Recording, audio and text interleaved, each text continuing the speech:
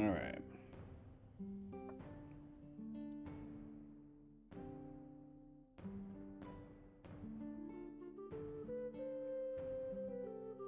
Alright, someone say something.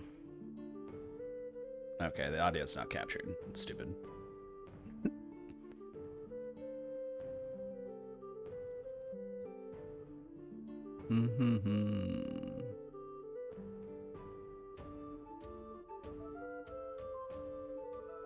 Try again. There you go. No. Now I hear people. Hey, everybody. I think everybody but... Nope, no. Everybody's here. Holy moly. Alright, let me see this real quick. Turn my music down too, it's a little too loud.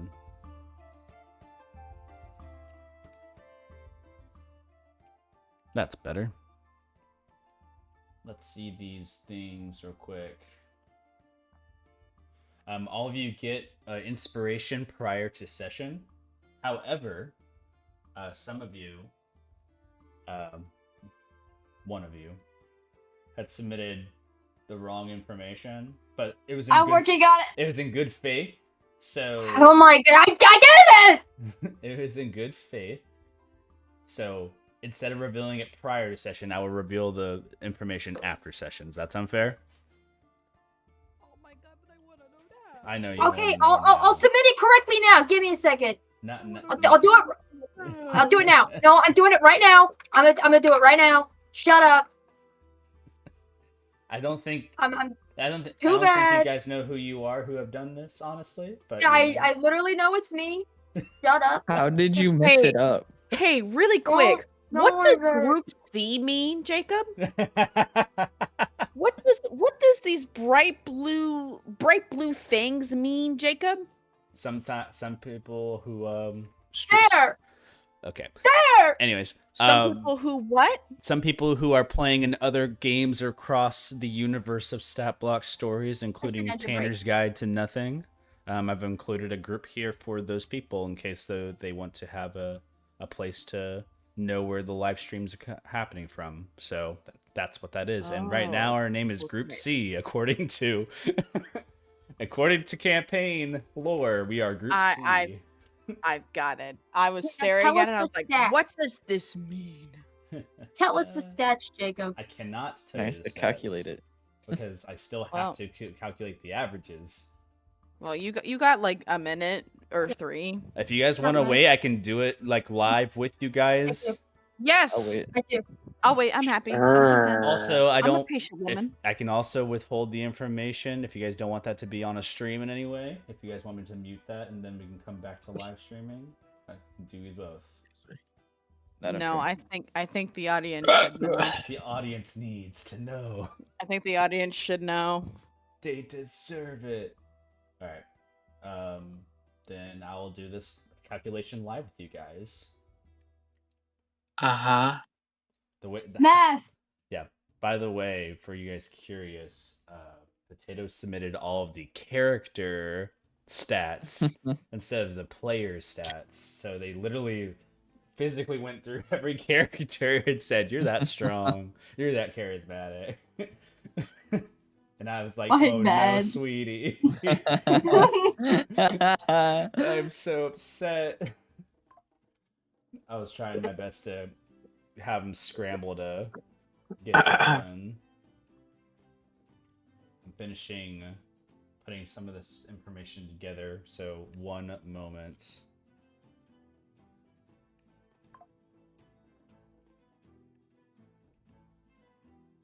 I don't have any elevator music.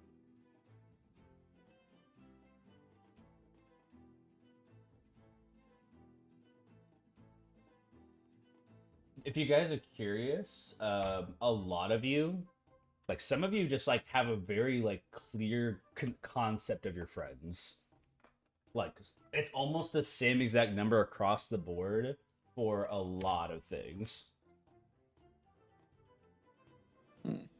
So don't be surprised if you get a certain number, and I will reveal at the end who had like who was the most accurate in votes? Like who didn't require that much average calculation at the end too? I'm currently have- reading the rest of them. Like who was the most well guessed? I mean, I have one question to ask, or calculation like you put in.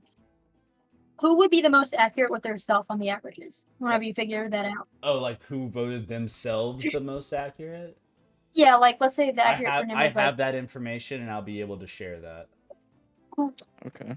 I am currently loading up potatoes right now, and then I will begin. So, Looking at my numbers to see how good I was. Sit tight.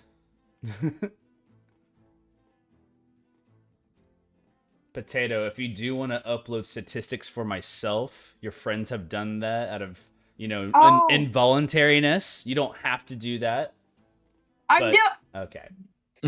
That'll be the last one. Which means you have to calculate your own there, Jacob. I will do that last. I will start with the statistics that I do have ready, however, which is Emma's statistics. I'm forward. All right.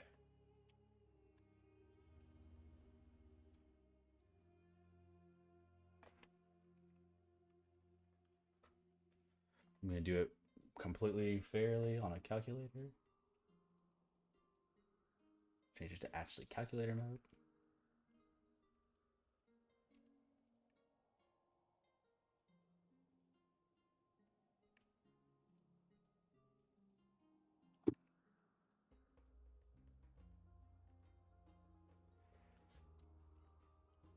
All right, Emma. Your strength calculation score is 10 across the board. So, by the way, how we're doing this, right? So, just for the people in the stream and everything, everybody has sent their own individual ratings of player stats through a standard array. So, 15, 14, 13, 12, 10, and 8. And the requirement for the inspiration, which you all have inspiration for, a d20 roll, a d20 test roll. You can use that anything you want. It is calculated through adding all the scores together, and then dividing by the amount of results. That's how you calculate a mean average, or for some people, just a mathematical mean. So right now, combined all that, your strength score, Emma, is combined all together to be a 10, as of right now. So there's that. 15.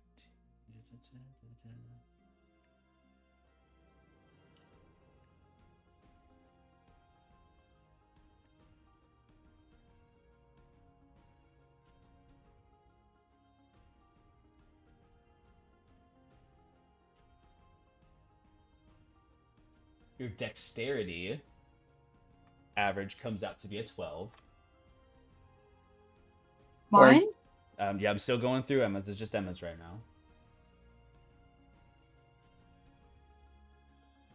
now. Mine?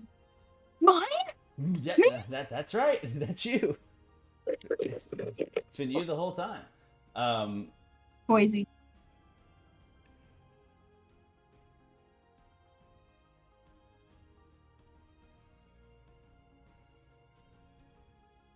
Why is that coming out like that?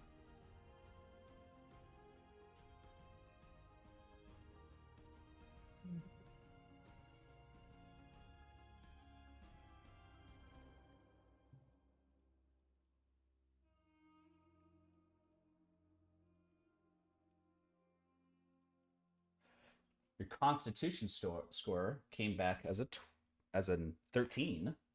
No, I had to round up. Then here.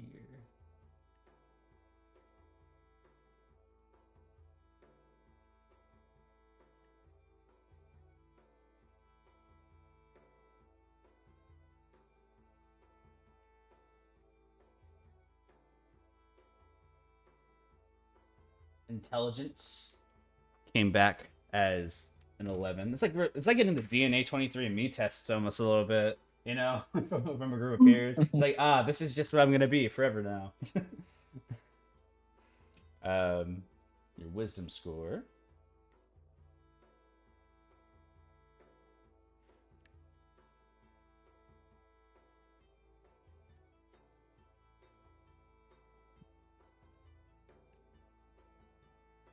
This is gonna take a while. I'm just realizing that. You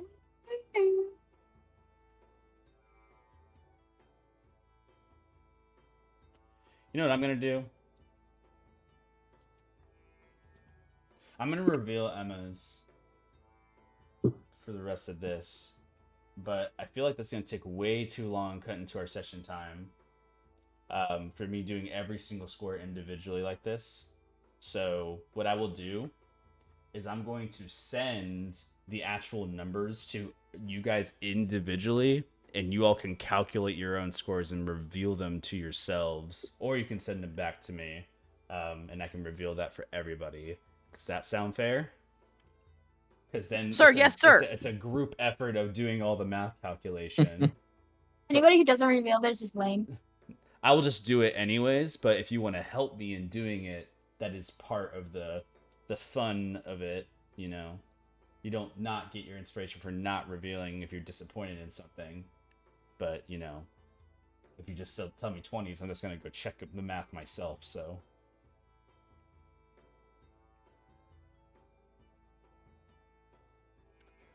For your wisdom. Oh, my dog bark. Or Wisdom for Emma is 11. Let me have the final one, your charisma.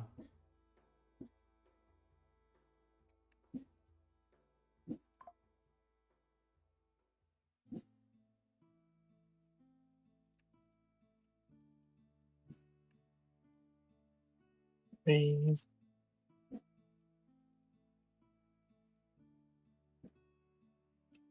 Which comes out to be a 13 as well.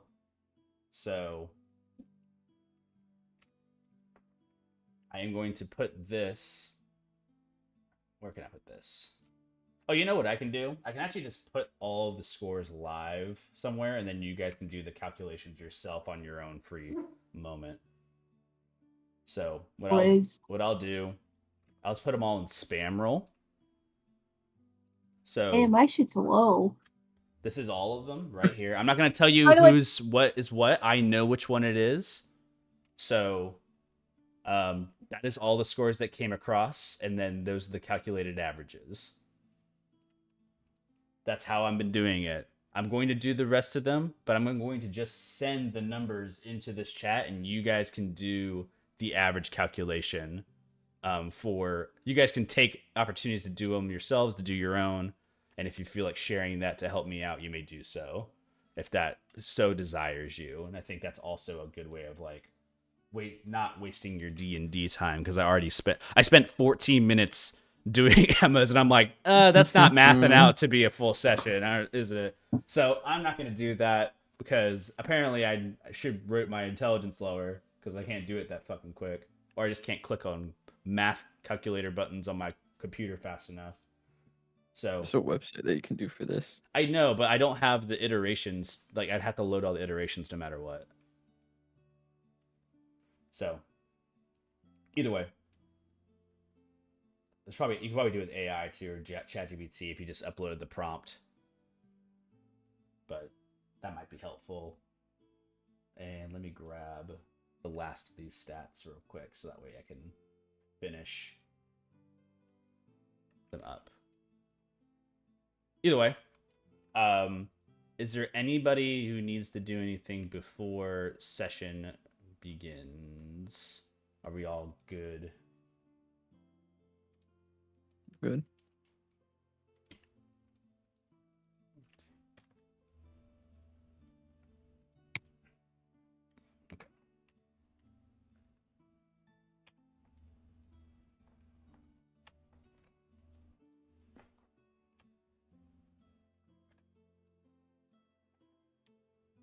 All right. Then, without further ado, I'm going to upload one of these, and then I'm going to start.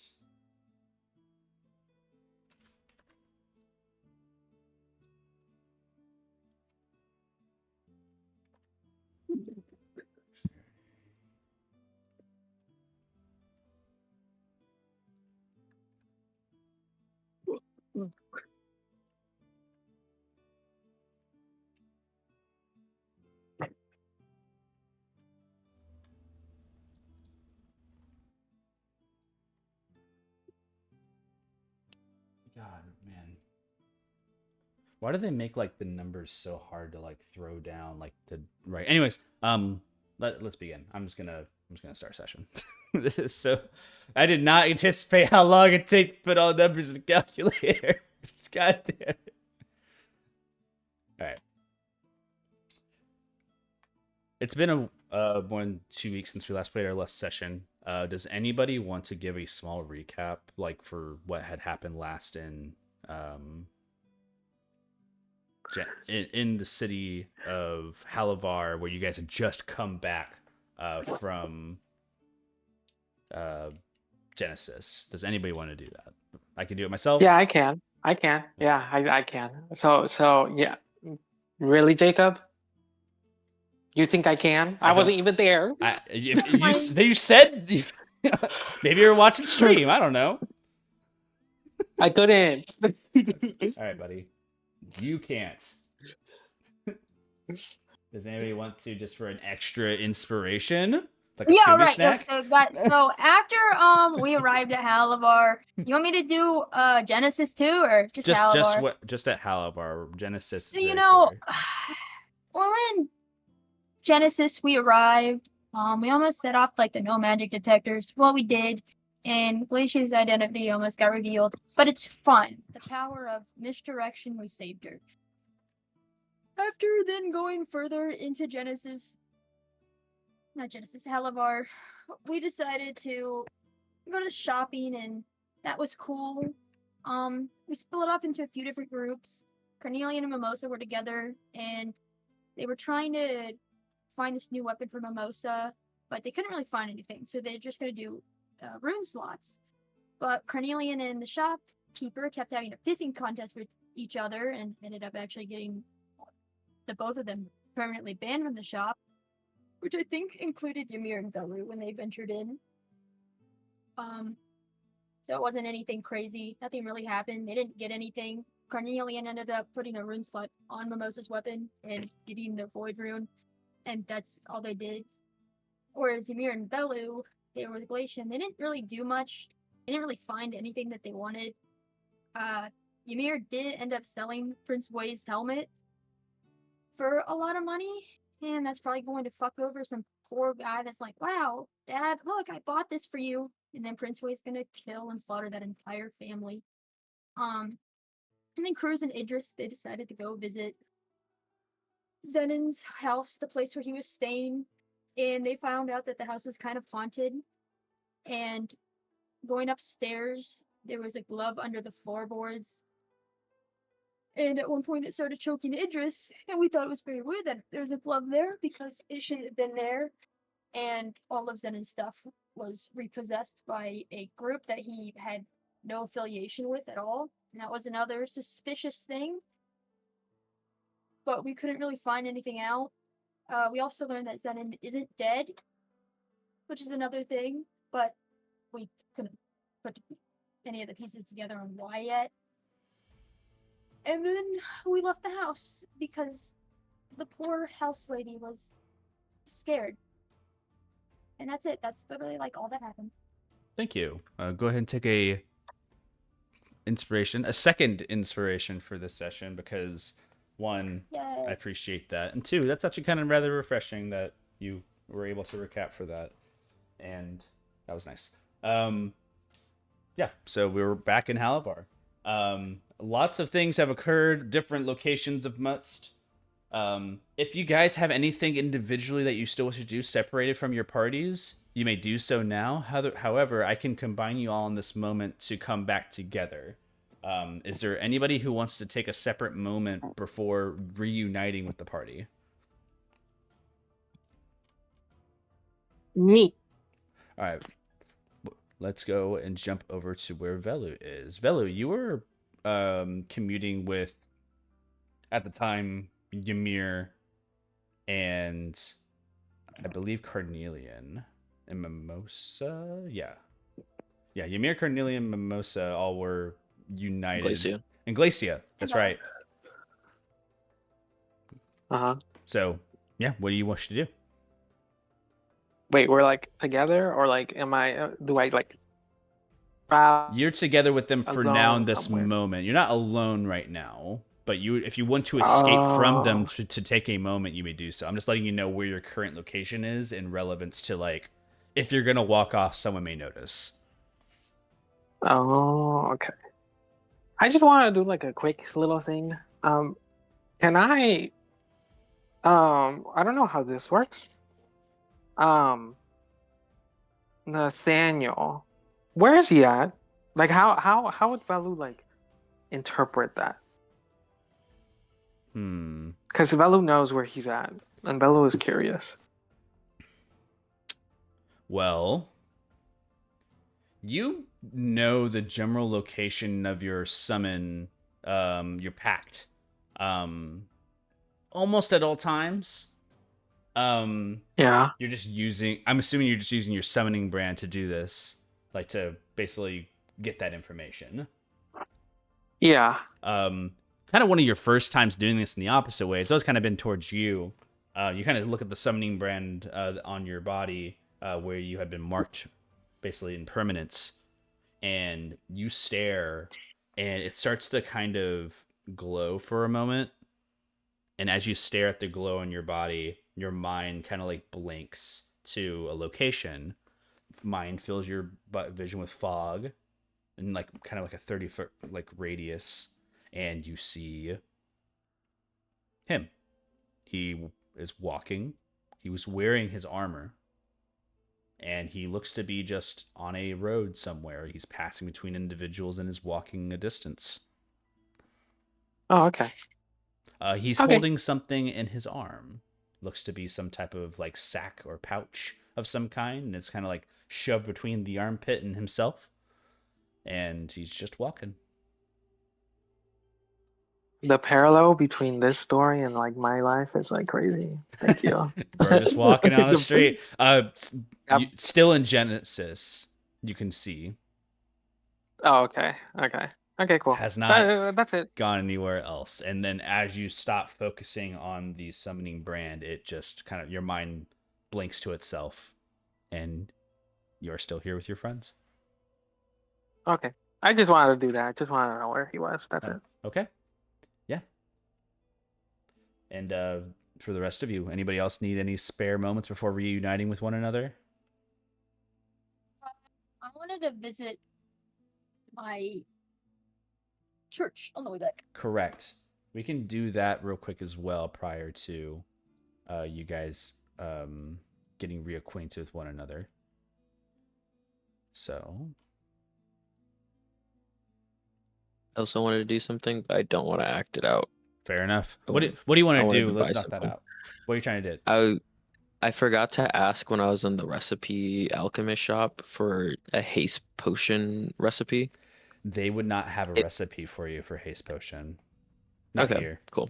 They do So that's fine. mention. I just needed to know. Yeah, they do mention to you that a haste potion is actually something that is like kind of out of cost for them to make. So you do get the understanding that the materials must be super rare.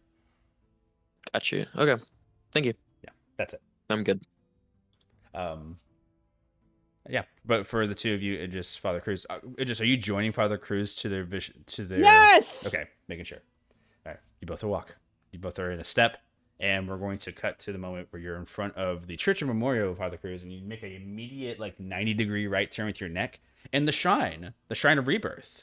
The last time you visited here was basically nothing but like almost like a plinth of stone, a small little hut. It's grown a bit since you were last here. It's been a month since Halavar, just about.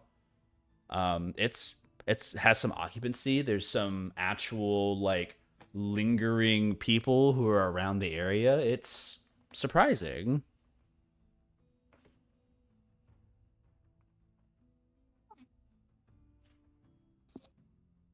This looks like a nice place. It's a lot better than last time I was here. It actually has like foundation, a roof. There's actual people who are at the front, like trying to help people understand what it means. It's not a full church still, but it's something. We're shippable. Cruz is just gonna like go out front and just like nod in approval. He's gonna make a let's do a 20 gold donation to his own cause. Make a deception check. Huh? Okay. Alright. Deception. 17. A 17.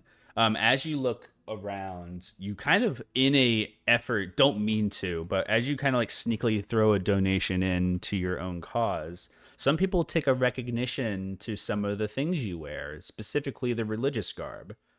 Your deception, however, makes it appear as though you're just a follower instead of someone important. But some people give you some looks of like, oh, look, someone who, look, he has the symbol. Oh, look, we don't have to talk to him. And you see like this recognition of like people who are like also nodding their heads and like, this guy gets it. Like seeing Obama at Waffle House. It's like, it could be him. Do any of the faces look familiar? You don't see any immediately that look familiar. Actually, you know what? I'm not even going to say that. Go ahead and just roll a perception check for me. Okay. 10. 10. All the faces that you have given pamphlets to are almost a blur. You've run through places such as like Dryport, Solaria, even to come down here, Juno in a time period. Like some faces look familiar, quote unquote, but none of them of which you have like just a name for. It's like it's almost as if all the faces are familiar because you had brought them here in a way, but not in a way it's like I've had a full conversation with this guy.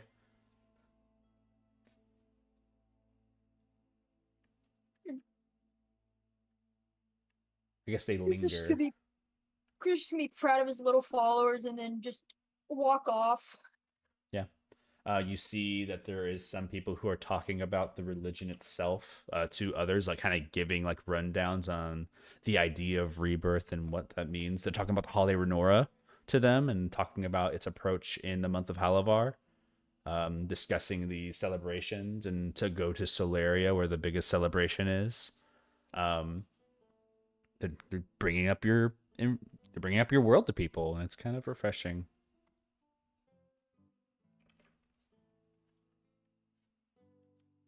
You know, Idris, I can't wait to show you my holiday. I think you'll enjoy it.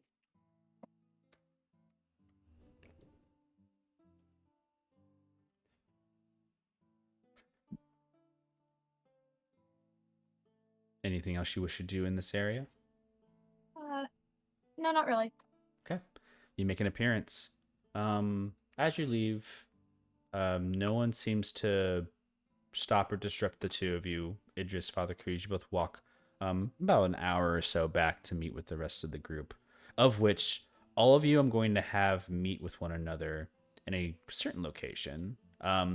Within the shops of the South District, the South Arc of Halavar, there's plenty of like alleys and cuts where you guys could separate, get lost. But with a few messages across the city and abilities to, isolate literally the individual characteristics of your friends in a snap and a heartbeat. In passing, Father Cruz and Idris, you see Mimosa first. Mimosa, who basically is admonishing a lot of the shops here to not like compare weapons and such with what he already has. And then you see Ymir and Velu, who walk next to each other comfortably, and Carnelian, who is not seen anywhere, but they're around.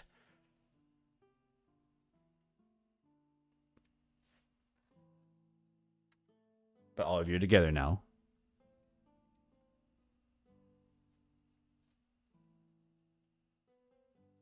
Mimosa's gonna show off the rune in his hammer.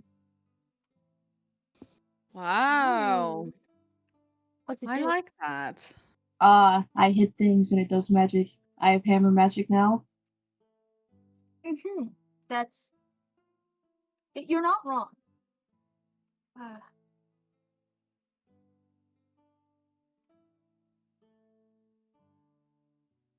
Velu, would you mind identifying this for me? It just has a glove, right? If you guys took it from the house. Yes, you guys did take it from the house. Yeah. Hold a little a dainty glove? glove. Where'd y'all get that from? Well, would you believe me if I said it was in the floorboards of where Zenon was staying? Maybe. Oh, Everybody in the group, as she says that, there's like a slight twitch in her eye as she says that. oh, okay. Velu like slowly puts his hand out to grab the glove. Just I'm not don't sh- put it on. Just don't put it on. Okay. Just hold it. Don't put it on. Okay. Thank Velu, you. Velu is gonna hold the glove like it's like contaminated and just like, okay, I'm going to start identifying it now. uh, He's gonna sit down and like slowly look at it like, ooh, look at this crevice. little Belu's brain is fried. little rips of space and time as like words appear in front of you as Identify is being cast Doctor Strange style around you for like 10 minutes. Your ritual cast of Identify. Yes, ritual casting. Yeah, you just do this in the middle of the street. Some people take notice of this and be like, kind of like turn their head at you, you know, but other people are like, walk over and it's like, are you guys identifying over here? Yes, we are. I have a couple things. You guys think I could really throw a little, you guys have, You you got have a the minute? little bit of money. They stare at you. It's like, I mean, how much you charging? How much? What do you mean, how much? You tell me how much. You're the salesman. Velu's like holding the glove and like still You haven't, staring. you haven't finished your 100 gold. you haven't identified 100 it. Whisper. 100 gold. That's too much. Can I insight check this person Sure. to see like what they're? They haven't given you too much of like that, so I'm gonna say I got a nat disadvantage. 2. I got a nat 2 anyways, but Okay. here we go. The other one's a 10. So This guy, yeah, this it's guy, good. this guy seems like he's down in his luck. Maybe he just needs a break. 90 gold. 90? Yeah. Okay, I can do that. And they like reach over in their pocket and they have like start counting out gold and they hand over like this random thing just to you. By the appearance of it, it looks like a bracelet, but it like has some type of like inscription upon it. Yeah, he just hands you. It's like takes it. It's like he just shrugs his shoulders. Like I got this like 3 weeks ago. Got you. Ymir's gonna hand it. Just wait. You're in the queue. Okay, sorry. Hey, they're doing identifies over here. He's like waving his hand out. 90 gold. 90 gold for identifies is pretty good, guys. It's like shouting out in the market, and a lot of people who turn their heads like, oh shit, 90 gold. And like start turning around, looking Velu who's in the street. You haven't even finished your first identify. And you just see that there's some people who are starting to kind of group up around you guys. This is money. Velu, you identify the glove. Has a radiation of the School of Necromancy on it. No magic indefinitely. Nothing that identifies it as a magical spell or anything that's attached to the glove. It identifies as belonging to Zenon. Oh. But okay. It has some necrotic like energies to it. And as you're seeing the necrotic school of magic on it, your identify also shows something evil? Oh. But you're not sure what that is. Because there's no, like, entity about this glove that condemns it as, quote-unquote, alive. So, a little bizarre. You can make an Arcana check for me if you like. Yes, of course. I don't have my sheet up, but I know what it is. I'm just gonna roll. I think it's a 7. Hold on. It is. Where's my Arcana? It's 8. You said guidance? Yeah. You see Velu struggling, and also a kind of like a couple of people who are coming around, like saying, like, "What you guys got over here?" Single 22. file and everyone. 22. The crowd has gotten a little 22. too intense. You read a single file of them. 22. something like this comes around very similar to the orichalcum that Ymir has, and where it's like a possessive type of quality. However, the orichalcum that was seen from Ymir actually had all that information with it. This one does not. This seems to have like innate protection against like your identify, but all you can tell is that there is an evil trait about it. Okay. Is Best not to wear it. Okay. He'll grab the glove, like it's still contaminated. Look at Idris. Don't wear this glove at all. It I is. already It wore it. has. I already wore it. Oh, Yeah, I put it on my hands. Yeah, you want to see? And Idris just like sticks her hand out. don't. Yeah, it looks See? fine. Shoved it on my hand. You do know that it's like evil, right? Make a medicine check for me, Velu. Okay. There's a guy I'm tapping good his at foot now. those. It's like 90 gold. Man, it's taking a long time. Hold on, it's cheap for its price. You calm down, all right? Idris, I like, was kind of on my way to Idris- somewhere. Her head like snaps over to Ymir and she just stares at him. Medicine. 19.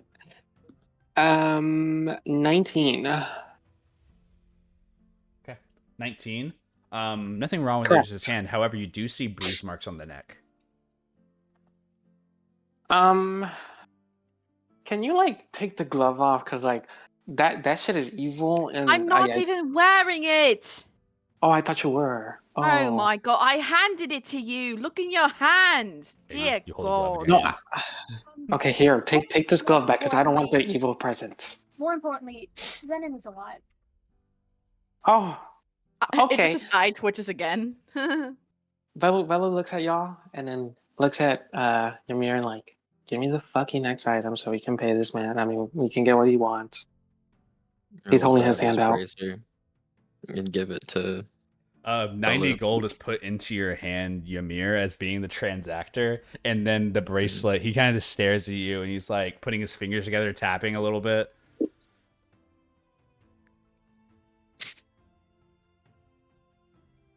Velu, your hand. You see the bracelet. I grabbed it. I grabbed it. You identify the bracelet. Not magical whatsoever. It's actually just a mundane bracelet. Ymir rolls his eyes. You wasting a lot of time with this? He just stares in anticipation. Huh? Velu looks at the customer or whatever, whoever it is. Yeah. Yeah. It's a bracelet. Here you go. Yeah, I know that, but like, what's the magical properties of it? It's a bracelet. Yeah, I know that. You heard the man. There's It's a nothing on bracelet. it. He blinks like slowly at you guys. It's like, no. It's... I'm sorry to tell you. Give me- You know, Give- you could put Give me that put a back. rune You guy on puts it, his hand, and then puts his it'll be hand out magical. for the He's bracelet. he's giving you. He like snaps it away from you guys. It's like, what kind of business do you run here? And he like walks away with the bracelet.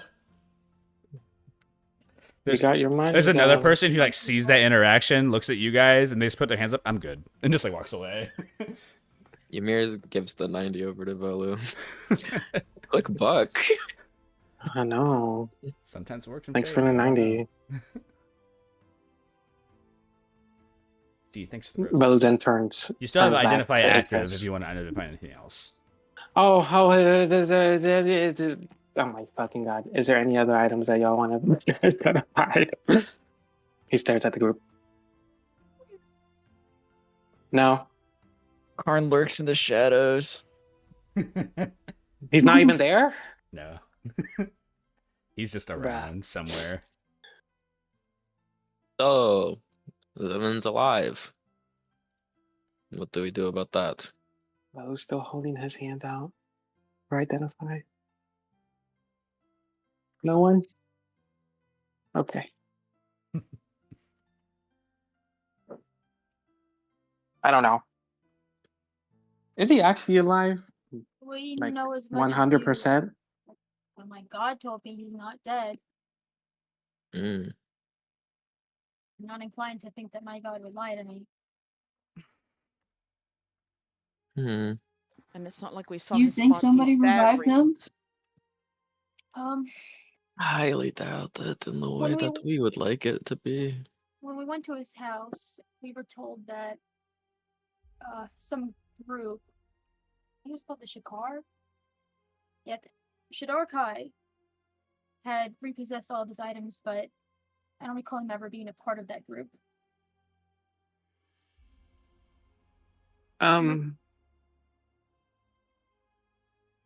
I remember vaguely.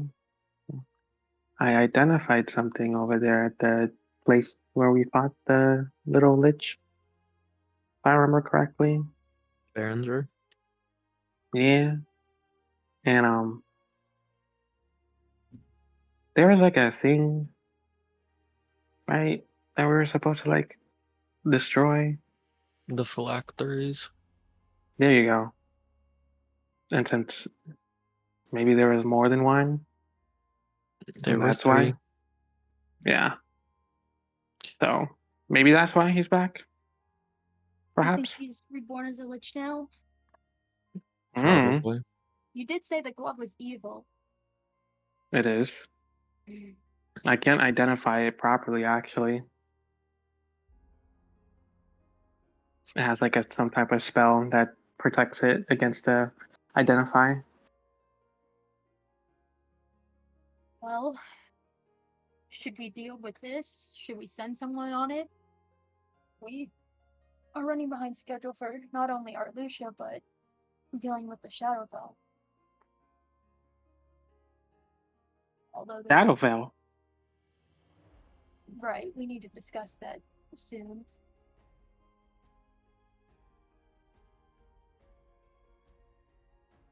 Do whatever you guys want to do.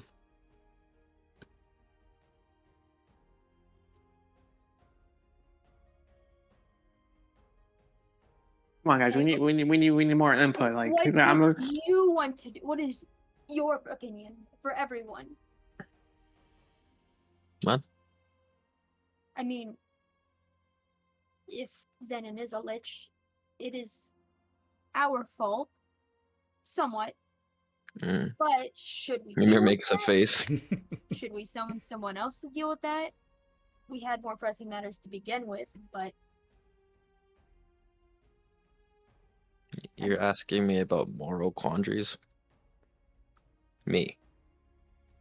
well, we still have opinions, just like everyone else here. Karn's gonna come out of the shadows Like that guy. as he was listening to the Just conversation. like a guy who like points at himself. Me. Why is that our problem?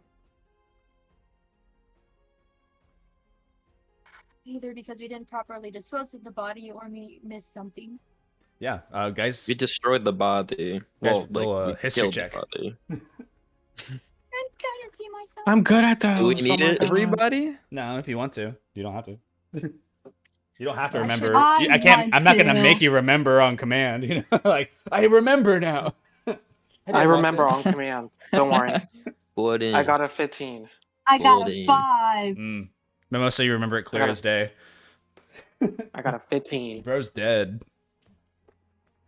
Bro Yeah, dead I dead. don't- He's dead. Unless somebody like brought him back, I think he's dead. Velu. Ymir's dead. That's so true. What You- was that? You clearly remember Velu because there was a whole moment outside of the necropolis where everybody kind of separated, had differences about the situation.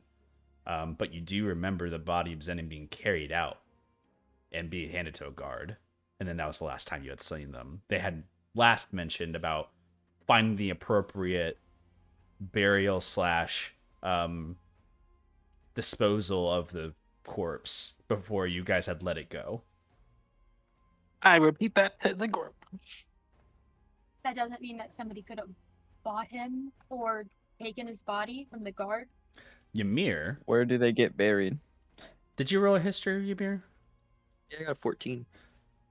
In assistance with Velu, not about what had happened, but about more of your knowledge of like where Zenon's body might have went. You know the custom of the Makoti Desert. Yeah, you just die. Where did the bodies go? Unless you're like super rich. And then you get like a gravestone like my grandfather, but most people just die in the sands. buried within the sand.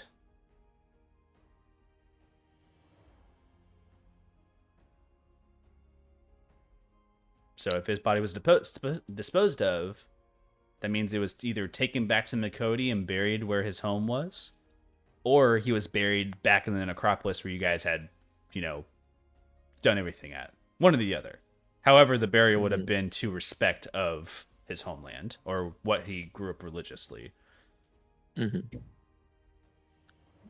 We could ask someone about the information on where his body went. That would be a start. And then, judging off of that, then we can decide what we want to do further, if you care enough.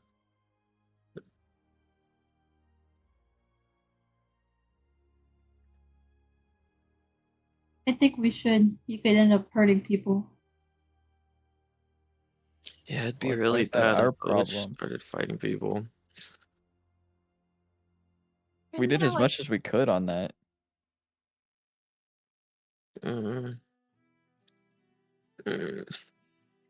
Mir just makes a face, and then he'll crack open his research book and start flipping through it. He's gonna be a bookworm for the remainder. All right, Carnelian. I meant to give you this, but I had forgotten. And Cruz is gonna give Carnelian the Basilisk Guide. It's a custom item. You're gonna have to copy it from my sheet. Oh, I'll do it later.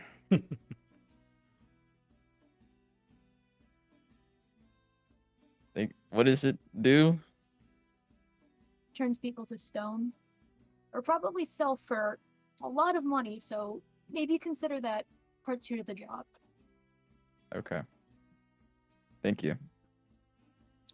Before you sell, Ymir's gonna like poke his eyes up. Before you sell that, can I study it for like an hour at some point? I also have an eye. This is a lot different. What does your eye do? Mimosa's gonna pull out the beholder's eye. Okay. Yeah, in the middle of the street. Like, people are, like, kind of staring at you guys just pulling random things out. Away. And it's like, some people like giving faces. You do have some more armored individuals who are, like, staring you guys down and now paying attention to the group of you. Not approaching, but, like, you have some eyes that are unwanted if you guys are trying to remain... Idris kind of like stealthy in your looks at everyone and she goes, conversation. "Can we move this somewhere else, please?" Just in the middle of a Huh? shopping Oh. district, just pulling out random Oh, shit. Lord. Mimosa's gonna put away the eye. We can go to this alleyway that I was chilling in earlier. Just out of the way, please. Kind of walk into the alleyway. You guys all go into Alleyway this it I think there's rats in alley. that. There's a moment where if you guys follow Carnelian into this alley, you pass by a few individuals who are also in there. Nothing of familiarity from where you were in Genesis, no familiar rats or anything of that nature, Mimosa. But you do see a couple of like doors that lead to like a side entrances of buildings. You see there's like upper windows and such that are like lights are on, but no one seems to be walking past. It's private enough if you guys remain a little quiet.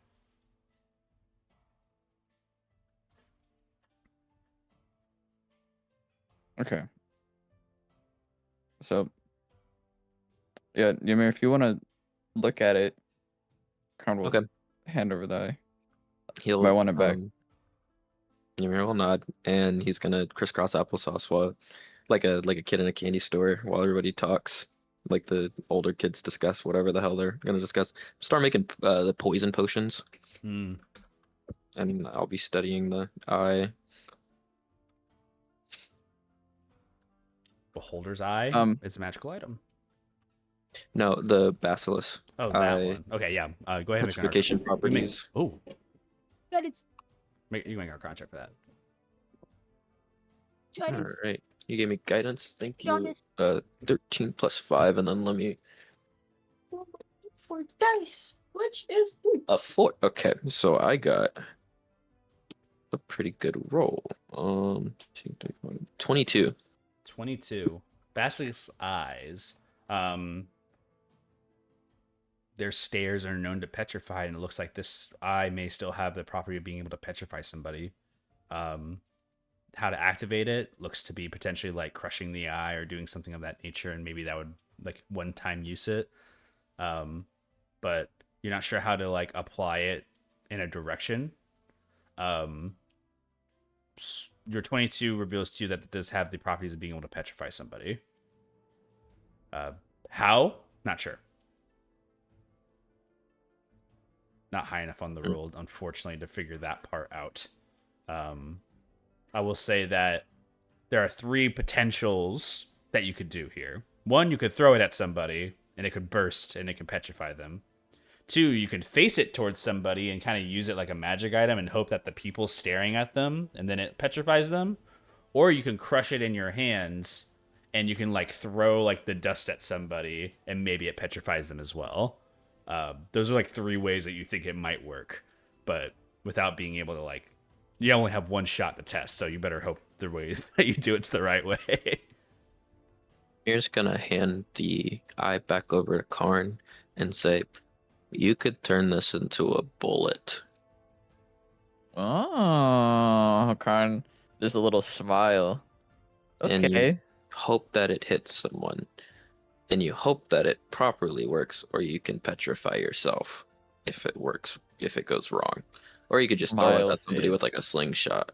But either way, I don't know how delicate this is. You can like tink it out and make it into a proper bullet that can shoot out of your gun at a high speed without bursting before making contact. But that's like a you thing to figure out. But I think upon other people look at destruction, worse that way. upon destruction of the eye is when it does the petrification. So Okay. Thank you for that info. back to making poison. Continue your things. Well, Idris, what do you think? I mean, you found this information out with me with this glove. Idris is kind of like standing, her arms are crossed, and she's just kind of staring at everybody. She kind of shifts her weight back and forth.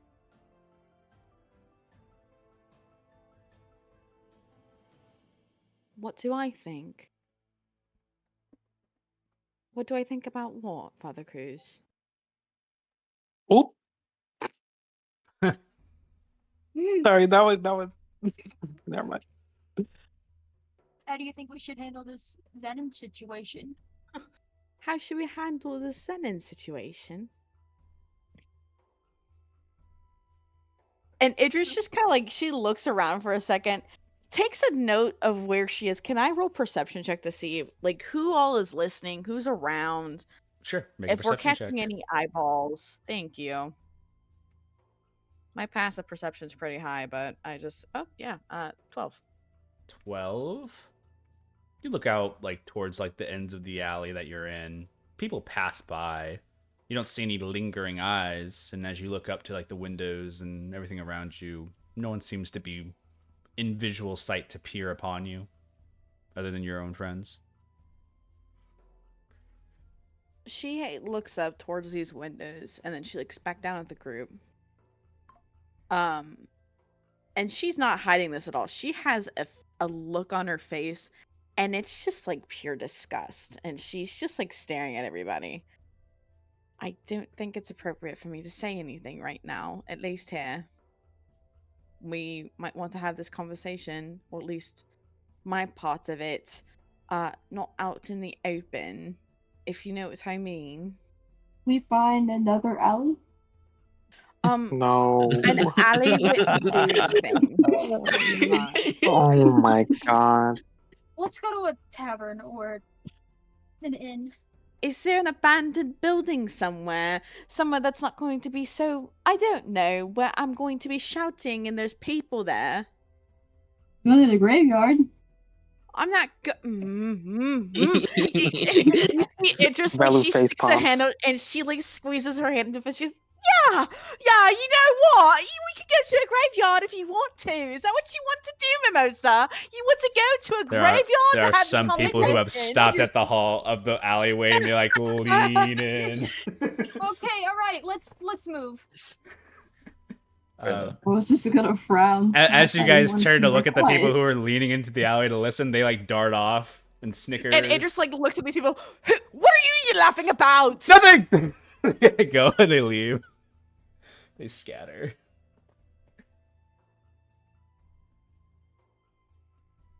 You guys just trying to find like a private room or somewhere to discuss?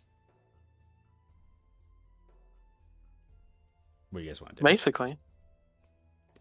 I mean, there is one person here who has a pocket dimension that'd probably be really good for this. Yeah. You better not all fit to the pocket realm. I'm not gonna say that's Oh. I'm not gonna say that's the move Oh, here, wait. but I can RP you guys 30 minutes of finding a room and board. Just find time us, skip just us. find us a room, please. You're in a Jacob. room. All of you. Thank you. All of you deduct 5 silver from your inventory. You guys find a private Can room. I, like, convince them for like a cheaper rate? No. Gang, just 2 5 silver. The answer is no. It's- It's cooked. Private rooms, private quarters. Cornelian. Glacia happily assists, who's been here the whole time, by the way. Doesn't give much input about the incinerator because I have no fucking clue what you guys are talking about Can I just Zenon have and Ymir, anything. since Ymir's not really a part of the conversation while he's working on the poison and stuff, can I? Oh, you're not can part he of the just like? conversation? Oh, you're not part. Mm-hmm. He's gonna just give her like the TLDR while making potions. A monk? What's up? Yeah, Never met a monk. it's pretty interesting. A little awkward, socially awkward. You guys are in a room. Private. To your most capable ability. Well, not most capable, but your current capability. Right. Okay. So, you all want my input about this stupid Zenon situation, which, by the way, the only person who even went to go see about the board that Zenon was taking from and living in while he was here was me. And then Father Cruz joined because I asked him to. Right? She, like, looks around at the group. Yes, but you do know that I didn't interact with him as much. So Oh. That's not what I'm talking about, Velu. And she stares at Ymir.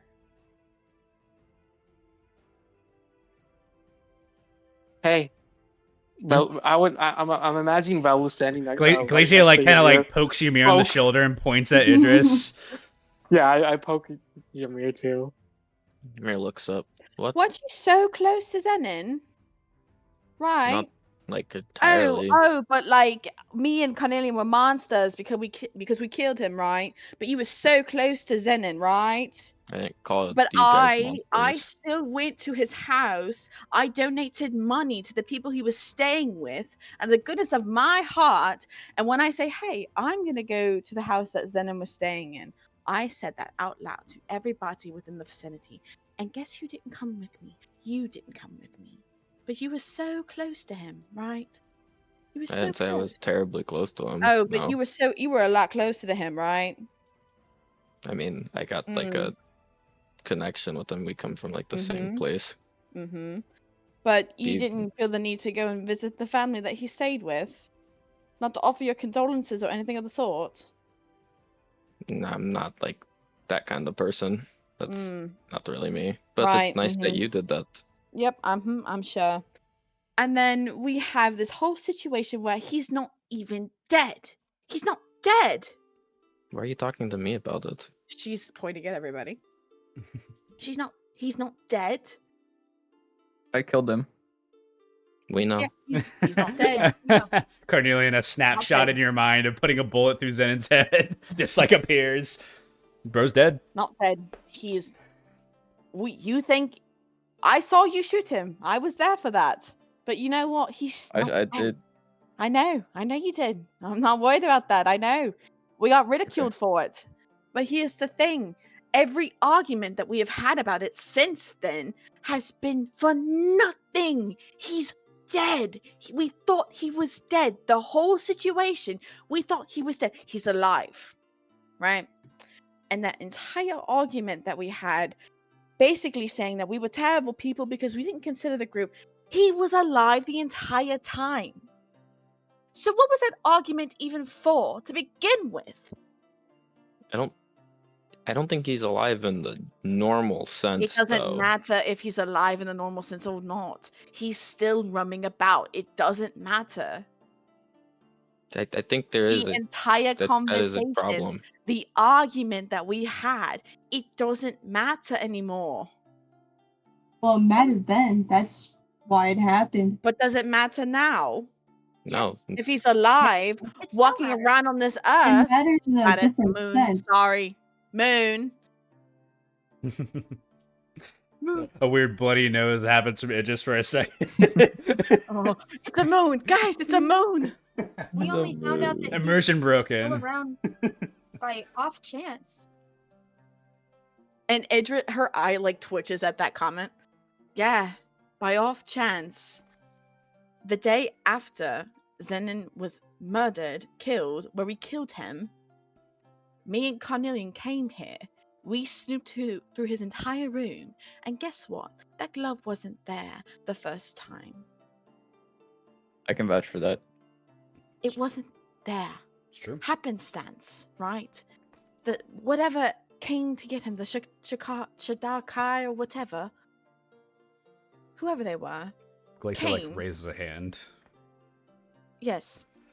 Puts her hand back down. Don't know who that is, but Shadar Kai, that's cool. Shadowfell people? Is he from the Shadowfell? He was a dark elf. And like she puts her fingers together. And you said you were like points at Ymir. You're telling me he came from Zephyra. Yeah, he used to work at the temple, but then my ex stole the pipe that Idris has on her. What was And why it was he his why was he fault, in so then Halabar? he left. He was living there or Oh. something. I think like he got excommunicated for letting it happen, and he was Felt trying to guilty. figure that out. Yeah, he was trying to look for it. Unfinished business. She like shrugs her And shoulders. And then he made like some weird dealings with a lich necromancer person, and then became a phylactery for the lich necromancer person. Yeah, I remember that part. hmm She kind of like So- looks and says, I don't know how to help, but if someone dies," and she like it's like her hand is in the air raised still, if someone dies and they have unfinished business, sometimes they become ghosts. So are they, are ghosts, or are they alive or dead or undead? I don't know. And put their hand down. I never met like a ghost before.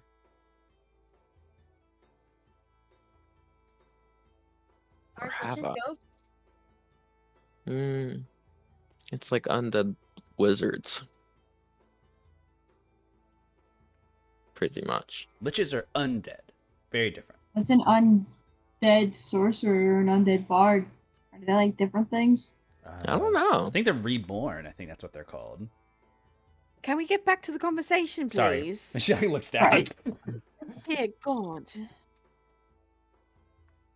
Anyway, I actually forgot what I was saying. I was on a roll for a second, and then I forgot what I was saying. Hold on. Does it matter if in the end nothing's different? Nothing is different. Holy God. That's right. Idris just kind of like leans back for a second. She crosses her ankles and she just kind of stares at everybody. Nothing has changed. He is still on this moon, roaming it. She like makes a little circle with her finger around the room. We don't have to deal with that. But, and she pulls the glove out of her pocket and she like holds it up by one of like the middle finger. This right here basically tells me that the outcome of whatever that was going to be wasn't going to matter in the end, because he was still going to quote unquote be alive and quote unquote moving around. Undead or not, he's still roaming about somewhere. Father Cruz Remember, and Velu, I need you both I to like make rolling. religion checks, please. Religion on Valu? Yes. The Antichrist has come. Oh my god. Yes. Hold on to your Finally. thought, 22 Idris. This is important and relevant. Oh my god. Oh my god. 7. The Antichrist has spoken. Wow. 7. 22. Wow. Velu, fuck that shit, man. Kind of creepy. It's That shit evil. necromancy is one of your least favorite schools of magic, so makes It sense. kind of is. Father Cruz, reanimation of dead, things of that nature made you in disgust when you were in that temple in the first place. But you would be aware that because of the pact that Zenon made with this lich, it's probably possible that he is reborn or potentially the new host of Behringer too. There's a lot of like 50-50 here for what's going on with his body. Not entirely sure. But with your role for religion, I can say that the most likely answer is that he was dug out of wherever he was and an essence of life was put back into him, or unlife, I guess. And he's probably a new host, similar to how Cackle was. I don't think nothing has changed. If he was never killed to begin with, then he probably would have become a new host. no, because the host would have still been around. Just because he was quote unquote killed does not mean he couldn't have become a host regardless. She points towards her hand. Remember? My hand. One of the phylacteries. Mm-hmm. Ymir, you have a sending spell coming towards you. Do you answer it? Sure. From a voice unfamiliar to you, if this is Ymir, we have a delivery for you in the Halavar Post. Please visit to come pick this up. You can find it at X location. The X is just a location they described to you. You can respond if you want. You don't have to. Who is this by? No The response. delivery? Cool. It's like a do not reply email. Cool. Hey, I got a delivery. Huh? I don't know. Give me a shrugs. I don't know. Somebody sent me something. He continues working on his poison somewhere in Havelbar. Double ball. Or in Havelbar. Havelbar. No, yeah, we are. Yeah, At Havelbar. he just keeps going. What just- about everyone else? It just lets out a very, very long sigh, and she just pinches like the bridge of her nose.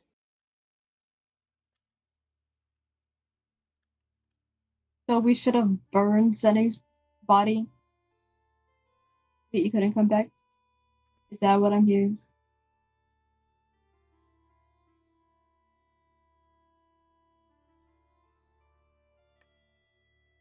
It's too late now. We did what we did, so it's now the question of, do we want to do something about it or not? Because I'll put my opinion out there. I do not care about this. This doesn't affect me. I mean, it might if he comes after us. or comes Why after would he? you. You did kill him. He might hold something against you. I would kill him again. It wasn't hard. I mean, it wasn't hard then. He was just a guy. Are liches locked into a domain, like, or an area, or are they just free roam? I don't know. You can make a Arcana check, it- Carnelian. Oh, Like a what? You can make an Arcana check. You can say what you want to say though. me? Yeah. Well, they're bound to where they die. Yeah. I think they're bound to where they die. I think if I remember correctly, whenever we were at the dungeon. But I also think I remember that they can gain enough power to like leave the vicinity. But I am unsure. Hmm. I would have to double check on that. So don't take my word for it. Can I make an Well, Arcana check or to I remember if got I'm a actually correct? 14. Don't need to. Carnelian, you remember Oh. learning about this in the tomb or the basically that dungeon. When you break a phylactery, it removes an ability for a lich to return. So it's kind of like defeating a lich in an easy way. But when you defeat a lich, they don't die. They just go to one of their old phylacteries. They basically use it, and they no longer have that ability to use it anymore. So they can be at a multitude of locations when they die. They just kind of get sent to another location that's not the one they're currently in, wherever they have set up some type of, beaconing system for themselves. And you knew of a few that were in that place, which some of them include the hand and all that nature. So if there was Are any they active bound? phylacteries, they must have been bound to one of them. Yeah, but Mhm. can they leave that area? You don't know beyond range wise. You do know that there was a threat of Berenger leaving the necropolis. Like there was a threat that they said, like, if I have enough friends, enough souls, I could Mm. make my way out. That was like a threat that they made, kind of as like, as long as I have enough things here, enough things to siphon energy from, I can be anywhere I want and be friends with everybody in the world. Kind of a weird, like, shiver runs down the spine at the idea that there's just a bunch of souls trapped in a tomb somewhere that aren't able to leave. Okay. Well, Well, I mean, he's not a problem till later, I guess. Like, what on our list is the most important things to deal with? I don't think dealing with him is. Plus, when I did kill him, he wanted to die. Unless his mind's corrupted or something. Well, Otherwise, I'm maybe, not worried about it. maybe Cackle right now. He's possessed. And then So Scar. killing Ymir's gonna lift his head up. So killing him was destroying a phylactery, right? That counts. Yeah, so it still right? was important. Yeah. And then we destroyed the other phylactery as well within the dungeon. Which Right. there was one last phylactery that wasn't destroyed. Right. Then That we there's a know glove. of. Then there's an odd glove with some necromancy stuff. And Velu mentioned that it has a possession property? Mhm. Similar to my Auric Alchem? So we destroy the glove. No, that's not what I'm saying. So the glove wasn't there when you guys were there before, right? Right. Then you came back and there's a glove. I guess. And there's odd magic on that glove. Uh-huh. What fits in a glove? And Yeah. The hand is one of the phylacteries. And a phylactery helps a lich come back. we have Could- to destroy the hand. The hand, I think, has become Zenon, actually. I don't, I'm just gonna assume. But it doesn't really make any sense if Zenon being dead gets destroyed as a phylactery. I have a thing to say about that really quick, right? So, we got the information from the woman who lives in the house that offered board to Zenon. It was shortly after that he had died that they had come to retrieve his items, right? Where was the hand during that time? Thus. With us and Caldora. Okay. I don't think it could have done this, especially if we were only gone for maybe, what, a month? But the hand is a phylactery. Still. The hand has to I'm- be I'm not involved in some arguing. way. Idris, like, clenches her fist and she looks at everyone and she goes, yep, never mind. Yep, you good. And then she just sits down on the ground. No, what was your point? No, I'm not talking anymore. Go forward.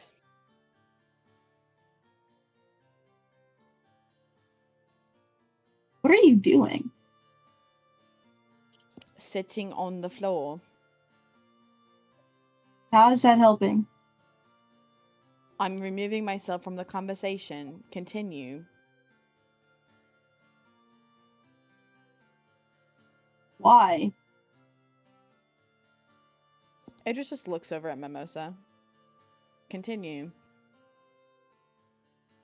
Obviously, my point I'm wasn't... not continuing the conversation until like whatever My- you're doing. Like, My input wasn't validated. It wasn't seen for what it was. I'm trying to say, refractory or not, whatever it is, it couldn't have done what Zenin's... Whatever happened to Zenin. It couldn't have been... I the know, I hand. understand that. It's just like it has to be involved in some way. I'm not saying you're wrong. This situation's how? confusing. Just because it's a phylactery. It was like part of the lich thing. Like, But I feel like it the has last to be one. involved in some way. How could it have been in the glove? Had anything I'm not saying to it do was with in the glove? glove. I'm saying something could have happened. Like, if people No, came 'cause and that was dropped the- off the glove, that was somebody his, could be trying to summon the lich, it maybe. was his original host, the hand. If what you're saying, or what you all are basically inferring, is that he has to use different hosts to come back, are they able to reuse hosts? Are they able to use something like that? Make Because a it's Just sure you tackle. can't use it again. religion check, I guess, or history check. Intelligence. I'll just say intelligence. This is a lot of weird things. Can I roll like use a history? use a skill in your intelligence that Do you feel something. necessary. I don't know. You guys are challenging a lot of your intelligence Just right roll now. a 1d20 and decide which Are we all modifier rolling to add. intelligence? If you want to. Can I I roll got a this, history guys. to see if I can remember if that was the last phylactery, the Can hand? I help? Because it was.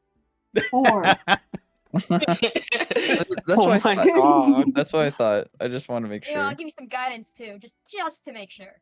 All right. Alright. Anybody in order with any skills that you want to figure out? Using intelligence? Yeah. Okay. Alright, guys, I got a 4. For what? I got this. Intelligence. Just an intelligence base. Yeah. Mimosa, you understand where this is coming from. This is frustrating. Moses just crossing his arms and nodding. You roll, Oh. Theo? Huh? You roll? Idris, Oh, you I can thought it also was- I thought you roll just for some confirmed it. information since you have some questions on you're that as gonna well. get advantage on history with guidance. You're gonna get like Okay. all of the pluses. Advantage? Yeah, because I'm helping you. I'm proficient in it. Oh, okay. Type shit. Yes. Plus what? It's a 1d4. Okay, 22 history. As far as like phylacteries, you guys remember a few. One of them was the Beholder. You guys killed the Beholder. One of them was the Urn. You guys destroyed the Urn. One of them was the Hand. You captured the Hand. And there's another item.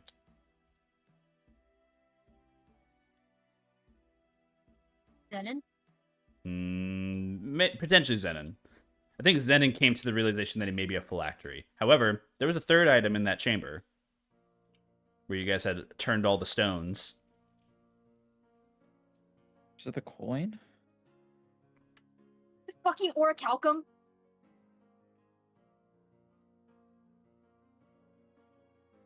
22 on history doesn't give that to me. It's not necessarily the fact that it's definitely the orichalcum. You're not sure if it's the orichalcum or this thing stuck inside of it. Karn will announce that. Everyone Lost just in the sees beginning. Idris just kind of like crosses her arms and raises an eyebrow. So, what were we supposed to do with it then? Destroy it? Ymir, I think you understand the puzzle that the Sphinx he's was giving. Oh god. You understand the Sorry. puzzle that the Sphinx was giving you in that room a little bit more now. When those pillars turned based on the riddles that were answered, the Sphinx was a quote-unquote friend of whoever was dead in there, and they seemed to be bound to that area. And as you kind of turned the things around and freed them, you were left behind with what they were protecting.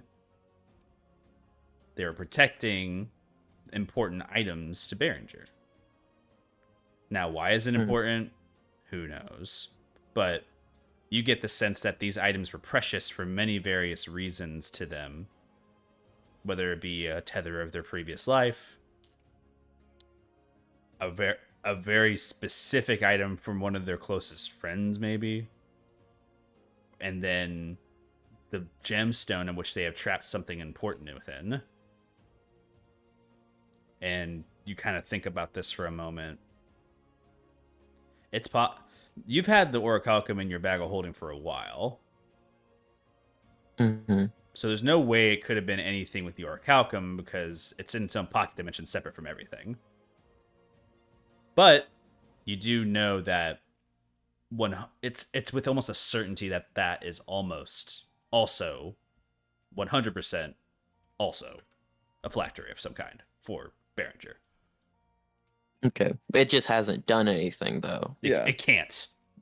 Yeah, it literally can't. But So it hasn't been everything done. that came from the pillars is something that can do something with Berenger. Zenin's more Is up in that the what- air. Yeah, but the three things that came out of there were it was the beholder's eye, Yep. the hand, Yep. and then orichalcum. And we have two out of three in possession. So the only Right. one that is not in our possession. Could we remove curse on the beholder's eye? It's not. I don't think the beholder's eye is doing anything. You guys destroyed the beholder. Oh, okay. Not the item. Yeah. I don't think. the item remains. Yeah, I'm fine. I don't like my orichalcum has the potential of creating Berenger, but I literally don't ever take it out anyways to cause that, and you don't get possessed by it as long Is as it still in the no one hand? touches Or it's it. still in your bag? It's It's still in my bag. Okay. So the only thing left is Zenin and the hand, and that's it. But And Zenin's didn't a potential we killed Zenin, which would I destroy thought- a phylactery. right? If So he it was a wouldn't be Zenin phylactery, then. yes. Yeah. Which So- means that the only last remaining phylactery that is able to do something would be the hand, hand, by all right. technicalities. Because we have everything else and dealt with everything else.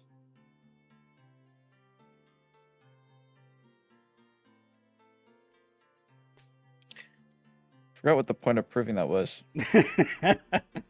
Me neither. Ymir's gonna go. Am I done with my poison? Sure. Cool. I'm gonna give both vials to Karn. So. Oh, knowing this, thank you. Idris, would you still No have problem. not wanted to destroy the hand, knowing that is the reason that Berenger can come back? It can't be destroyed. That is true. We never tried. We never tried. No, it can't be destroyed. It literally can't be destroyed. Not with that I- attitude. I think we should always try.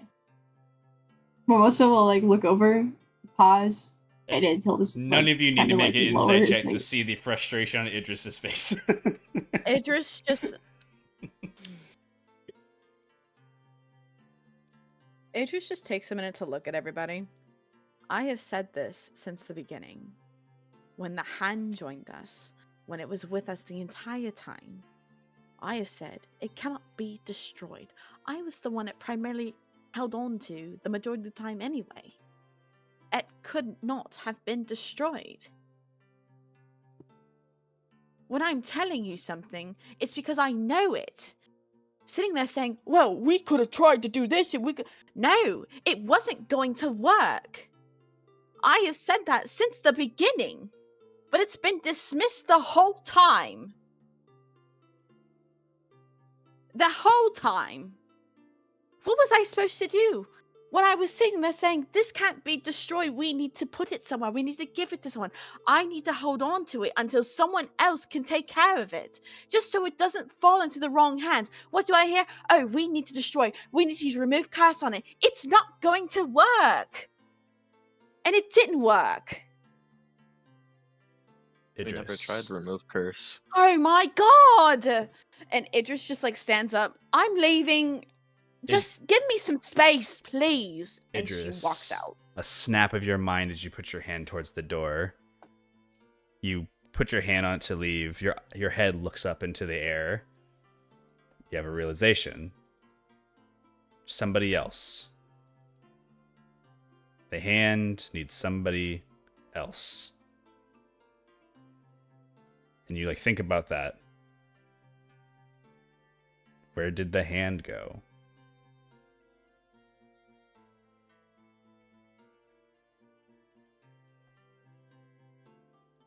Yeah, Jacob, I already know where the hand. I already know. I know. Yeah, I'm Allie aware. knows. Thanks, Jacob. Thank you, Jacob. Jacob, I would like to ask a question. What you got? A long time ago, you said that we could use remove curse on the hand. A long time ago. Did you redact that? If you use remove curse on the hand, you can do that. You can cast any spell you want onto the hand itself. However, removing curse on the hand meant the hand would also probably just, drop and just be a crawling claw. So we could destroy it. Yeah, so it wouldn't have been a phylactery. It'd just be a thing. Jacob the instigator. I'm not instigating On the nothing. spot. I didn't say it could or could not. I'm just saying that the effects of removing a curse on an item that has power has its benefits and its non-benefits. And Idris made a very clear statement that this calcal is still a thing, belongs to a thing that exists in the world, and it has power that you guys could use. Yes, it has a pretty shitty curse about exhaustion, but realistically, it wasn't doing anything for anybody. And if you removed curse on it and it was just a crawling claw, you guys held one of the only ways for Behringer to come back. Unless you found out later on that there is some other way, and now you don't have the hand anymore. So it just was using it as an insurance policy at the time, and made it very clear to you guys, I think a long time ago, that removing the curse on the hand also means you bring back Behringer potentially. If you guys didn't have all the puzzle pieces beforehand. So it was a risk to do it. That's why you never removed curse. That's why it wasn't an option. I never knew that. As Idris is kind of like standing there for a second, she's gonna send a sending to Laurent. Okay. Laurent. Hey, weird question for you. Has a hand come to see you?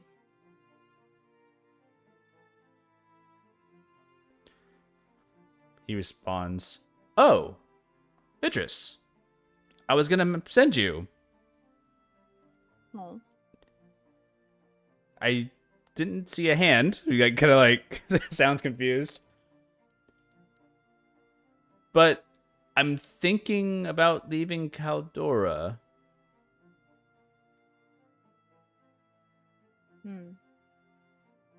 The province has gotten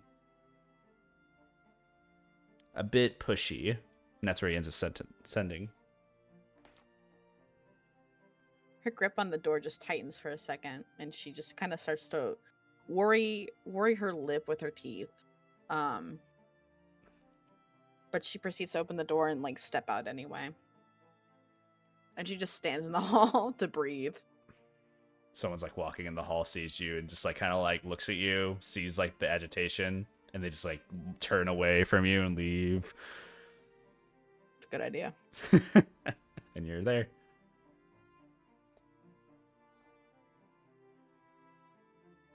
Do you leave the door open? It's closed, not locked, so.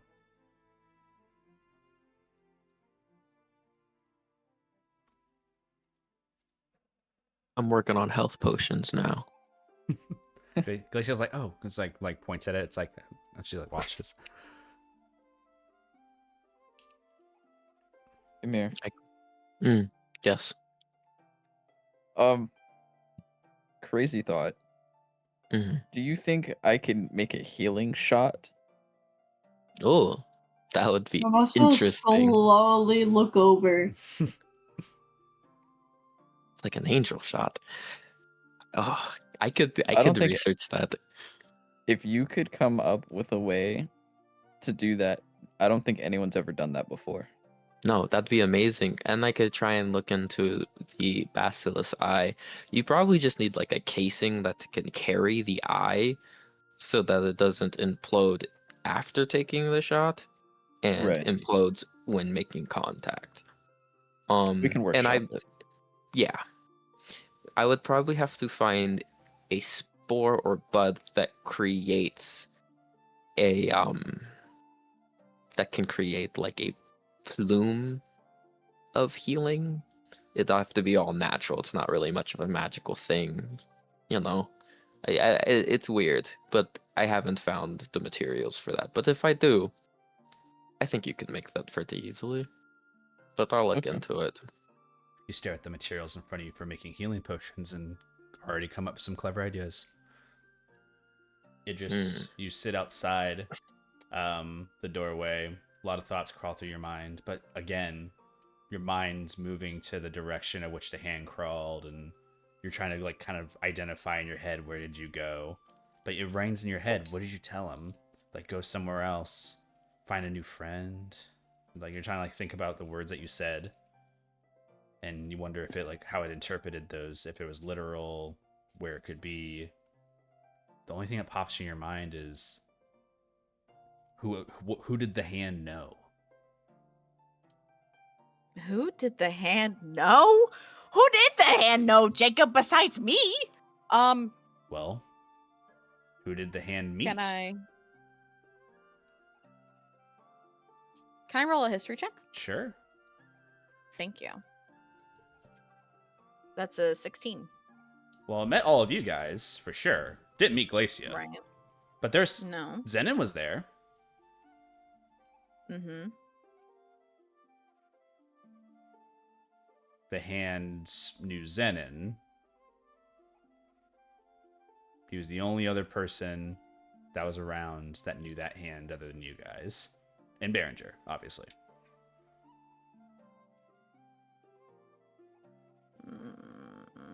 So did the hands... Oh my.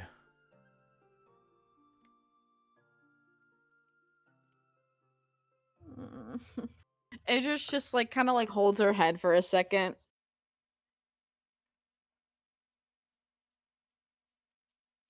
And correct me if I'm wrong, Jacob. The hand, Behringer's hand, doesn't it choose to stay with the person it basically like latches onto, and then it chooses to leave? Yep.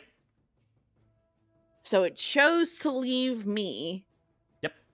After this entire debacle was going on. Yes. Okay, that's what I thought. You told it to leave and it left.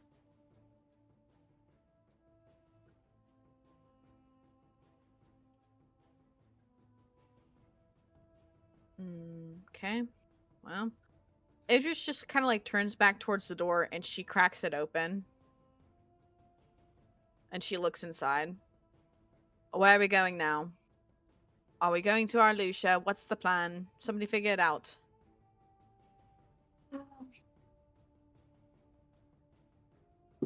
I think you were onto something when you said contain it. What if we Really? tried to petrify it? Petra. Are we staying here? Are we going to our Lucia? I don't think there's anything for us here. Father Cruz, make a nature check.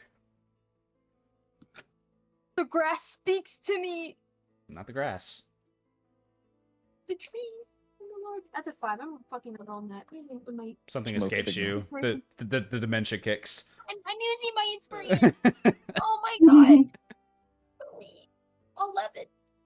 Again, you probably something important coming up soon. Don't do that. Fuck it, I'll use my other inspiration. I don't like that. I don't like that. Okay, that's better. 15. 15. It's the 10th day of Memorial. You have 20 days until something pretty important happens. I'm checking my calendar. Hold on, guys. I'm pulling up Google Maps. It's getting kind of dark out. Right, guys. Okay, so going to our Lucia would be great and all. The eclipse is happening. We can't be with Mimosa. Right now? No, of course. God, no. We die. Holy shit. We die. We die. Everybody just stares at that. We're just gonna, Almost this is gonna look down, scratching for his head. that, we're just gonna dead ass look at dead on look at Idris. I'm sorry for not believing you. I thought different. Idris doesn't even look pleased. She looks pissed. And she just stares at you. And she's gripping this doorknob. And it's like, she's not strong, but she's gripping this doorknob. And it's like you can see veins in her hands from how hard she's gripping this doorknob. So, Alusha's a no because of the Day of Darkness, right? Are we going back to your town, Solaria, to lock Mimosa in the basement? What are we doing? Glacia stares at that comment and it's like, what? Idris looks over. TLDR, TLDR, TLDR, TLDR. Ymir TLDR. She just like stares in blankness. Just a lot to Alright. explain. Okay, first off, Glacia, Mimosa's like a werewolf, except that creature is extremely evil and will kill everybody and everything, and it hates all of us. Oh, Remember those screamings that you heard in the temple yeah, never. a couple of days ago? Yeah, that's Mimosa. Remember when they started floating up into the air that one time? They what? She like thinks about it. Oh, wait. She's like looking She didn't around. say it. It wasn't like floating, but they were like getting possessed that night after we fought those like Oh, scarabs in oh, the desert. oh, yeah. that? That was, nightmare fuel. Oh, I thought inducing he was stuff. like, thick. Sick? I don't know. I never I've seen never it heard before. of a sickness like that. What sickness have you seen? I don't know. She like kind of Yeah, looks no. around. Hey, back on the topic. Are we So- going to Alusha or going back to Solaria? We could go to our Lucia and leave Mimosa behind and have him meet up with us. Or, during that time, we could head to the Shadowfell for those 3 days. I think going to the Shadowfell is a good idea because we're gonna have to do it anyways. How long will you guys be in the Shadowfell? 3 days your time. Who knows how long our time. 4 years and there. I 4 guess. hours in my realm versus 1 minute here. So we'll Oh, technically be man. back like an hour into your day. Enticing. Oh man. We're not going to be there for years, by the We'll way. be there before you get back. I could try and make longevity potions. It's 3 for days us. of total darkness, right? Well, we shouldn't be there the entire time. Yeah, I'm we'd just be saying having- it we'd wouldn't have be to check a safe if lot you of guys came those. back. Huh? Well, depending, like 1 minute compared to 4 hours. How many minutes are in a day? Yeah, you guys already know the I answer would- to this. I'm just gonna tell you right now. 1 day is 240 days in the Shadowfell.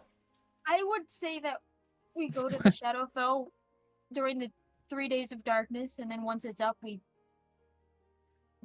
we'll probably be out of the Shadowfell mid 3 days of darkness, and then we just meet each other somewhere.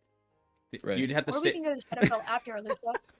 I'll give you guys a clarification. Carnelian, you know the answer to this immediately. It would take 2 years to wait out all 3 days. I didn't say we should do that. Just FYI, you know this answer, Carnelian, because you know your realm and you know how time works. It'd take 2 years to wait 3 days. I've got nothing better to do. Colonel smile. Speaking on that, so if we wait to do the Shadowfell after the 3 days of darkness, because it'll be in like a couple days, we could hunt down Zenon and deal with all of that, and then we're right next to Solaria, and then we just prepare. And we send Mimosa off, and we wait here.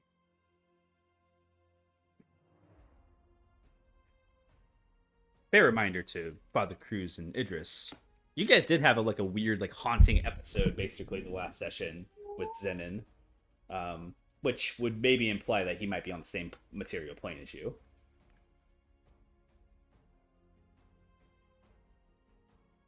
Ghost hunting. Hard to do that from other planes of existence. Well, we should do that now before he kills a bunch of people and then gets really strong and then hunts us all down. Or maybe he's just super chill. Yeah. I don't know if you guys heard that fucking light struck right me so close. I'm gonna kill everybody except Idris because he's like, yo, Idris! My dog's under my desk. It's very sad.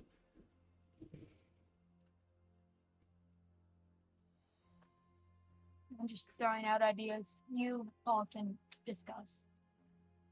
I feel like it's probably safer if I was on my own. No. I know that for sure. Glacia says, no, we don't have to leave you. That seems dumb. No, we do. No, we What? do. No, we, no. we can't be doing this at all. Well, We're just we're alive. I thought we're super strong. We can't take care Not of that. that Oh, Oh, you no, didn't not see at it. all. What's wrong with We're not Kim? that strong. Yeah, you weren't there in the fight. Glacia, you ever have nightmares? She stares at you. Just looks at you. So, Do real you? quick, She just looks at you. She looks terrified. What, Idris? how many days until the day of darkness or days of darkness? What Jacob say? Like 20? 20-ish 20? days, yes. 20. Ugh. We have 20 days to figure out what to do. How long will it take me to get to Solaria from here? At one point, we'd have to leave you guys. If you believe in it.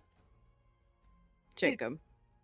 Clicking their heels together. Hello, I want to go home. I boy. want to go home. And I teleport. Also, we can't be in Solaria during the 3 days of darkness. We have to stay in a well-lit town, which is either Alabar or Alusha. We're not going to reach our Alusha in time, anyways, unless we teleport. And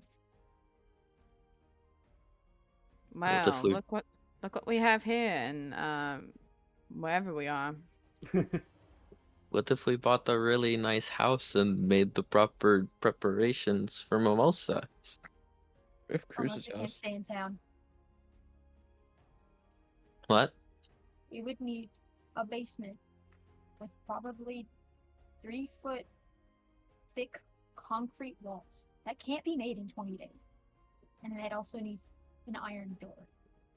If there's a house like this here, then there's something wrong with the people who own it.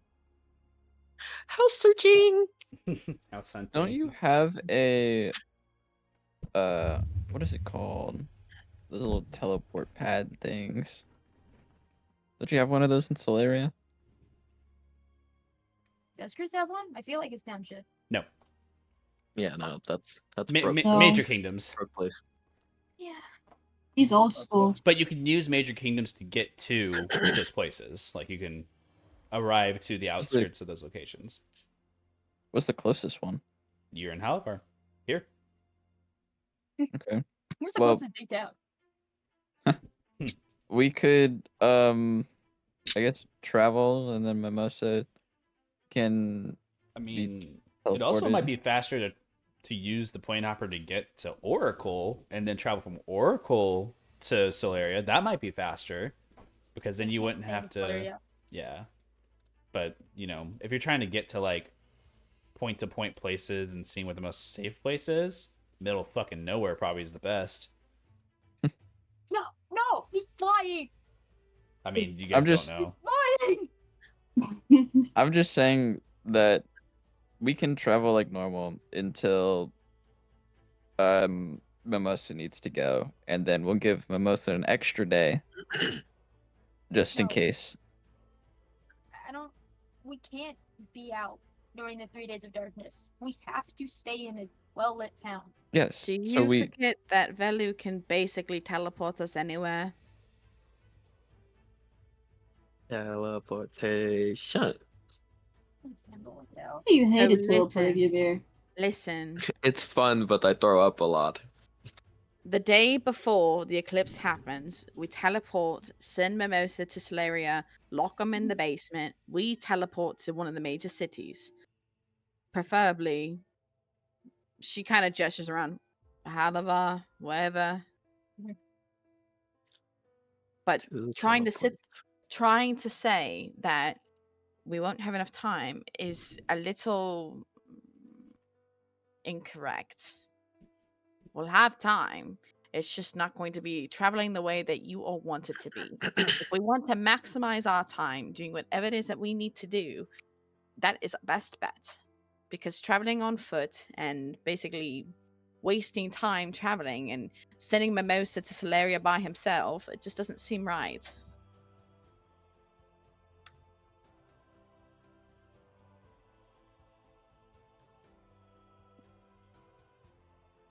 The question is, what should we do in the meantime? go to Arlusha. Huh? Why don't we just go to Arlusha? Wouldn't Cruz know that our Lucian's like a very long walk? He's traveled there. You'd have to go across the. Prentice also traveled. Yeah, you all got like most of you except for Ymir and Velu have been that path. Um, weeks, couple of weeks from Longer than 20 Halavar. days, right? I mean, like it's almost a month's travel from Halavar. Yeah.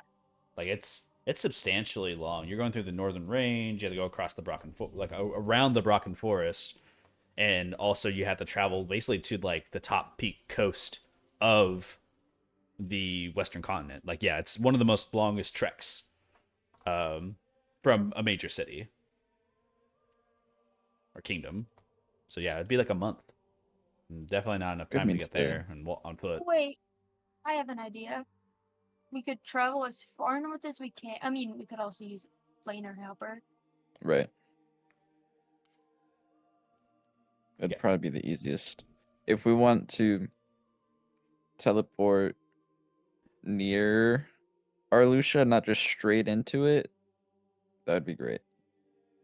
Should we head out now and then when the time arises, take Mimosa home and then bring them back?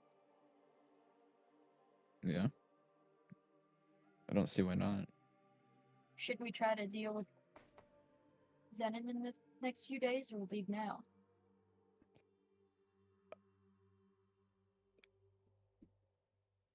Idris? That I don't know why you're asking me.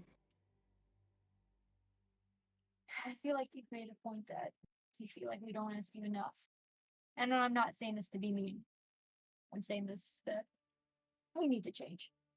Mm-hmm. we And any I mm-hmm.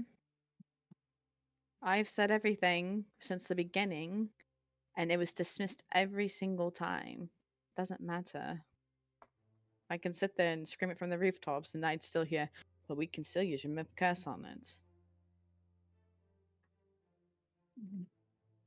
It doesn't matter what I say. Clearly.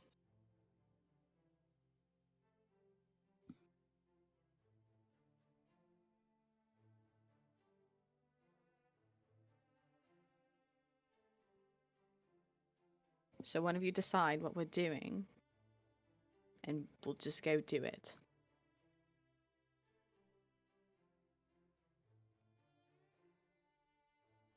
I think we should change that. I think what you say should matter. And starting now it is going to matter a lot more than you think it does. The hole that Father Cruz digs with his words.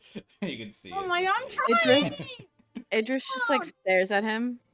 Oh, so like they didn't matter before, and now all of a sudden, because I am obviously frustrated with everybody here, because I've been saying this for a long time, for weeks, days, months, that this is a bad idea. We shouldn't be doing this. Oh, we should be doing this. This is a bad idea. This is not a good idea. Suddenly, my opinion matters. That's not what I said. I said you're going to start believing it's mattering more. I didn't say it's going to start mattering Oh, more. it doesn't matter if I believe it more or not, because it's still going to be overshadowed. It's still going to be brushed over. It doesn't matter what I say. I'm just the stupid little healer that sits in the back, right? Karn looked around for who said that.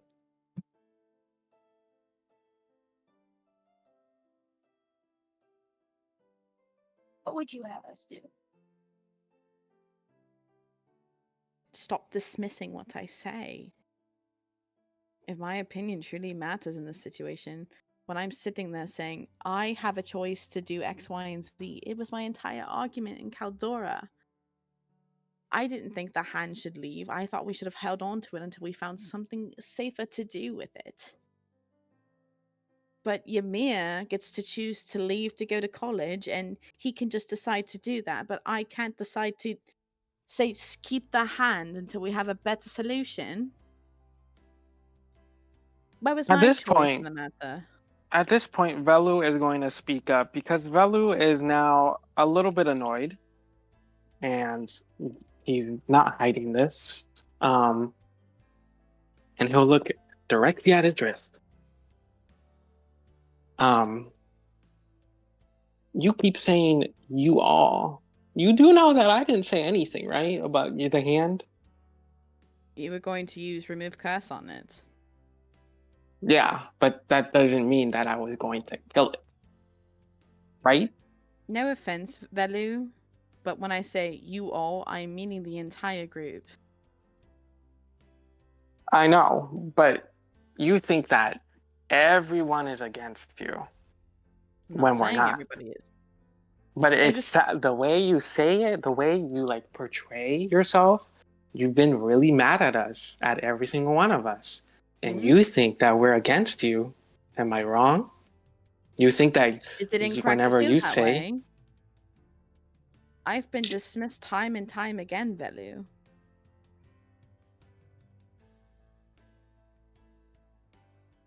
Velu Do you stares find at you and doesn't do you say find that anything. normal?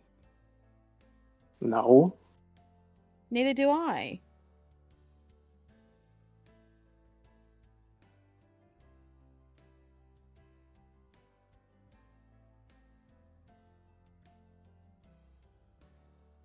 But my Velu's kind opinion, of annoyed. Idris does not care. Not Velu looks at you, Idris, but he's not he's not annoyed at you. He's just annoyed at the situation. Oh, me too, pal. Me too. Um Velu just stares and just I don't know. Lisa stares at Bellu, looks at all the rest of you, kind of like coughs for a moment, and like looks around at all of you. Not to be a diplomat, but the way y'all feel about each other is almost pointless right now. And she like kind of like stares out and says that very loudly. And she like looks around with genuine eyes towards you, Idris, and says, if people want to make decisions and they don't agree with one another and yours always falls at the bottom of the barrel, That happens a fucking lot to me too. And she like looks at you and just like curses at you for almost one of the first times ever. And she like agrees with your sentiment. And she like stares at the rest of the group. Being That makes sense. curious sucks. Because we don't know what the results are until we do the things we say we're going to do. And it's scary to make decisions that feel bad but are the right decisions, and it's scary to make the right decisions because they feel bad. So if all of you are going to be upset about something, you should be upset about the fact that the decisions that were made were not a unanimous one and were just, throttled, apparently. And she like looks around. I came with you all because there was a much different crowd of people who said, hey, y'all, you should come with us. We're adventurers. We're going to go places. And she's like, stands up a little bit. But now I'm in a soap opera. She looks around at all of you guys. I thought we were adventurers. And she like puts her hands down in fists. We? Ymir's like snickering. What? I mean it. Yeah, you're just funny, that's all. I just You're didn't not think this was wrong. part of it all. I didn't realize you guys hated each other. I don't hate anybody. We don't hate. I each actually other. quite love every single person in this room. Mm. She like looks frustrated at all of it and like looks at Idris as like, I don't know. I want to help.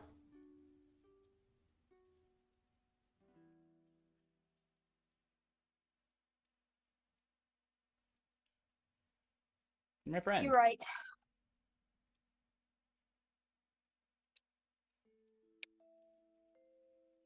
We're going in circles about something that can't be changed. Let's just focus on what we can do in the future.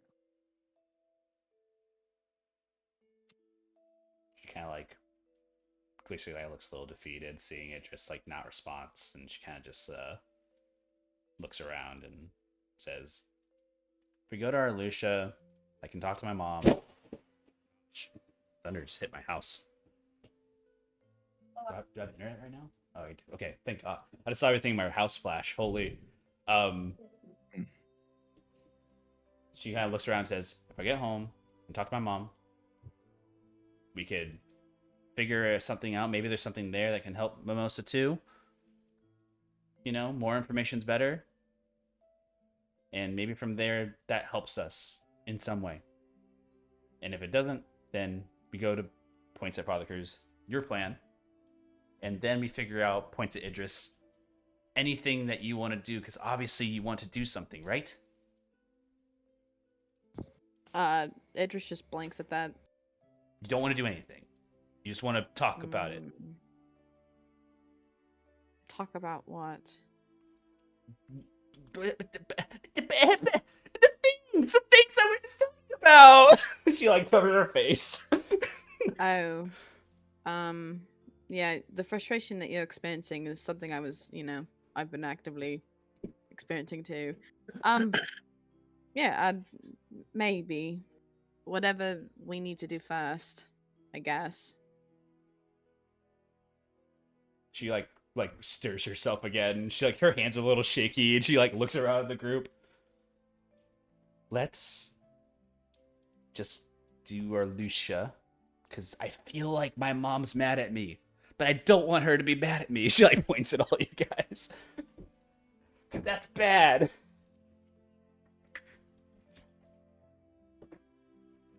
I'm fine with whatever.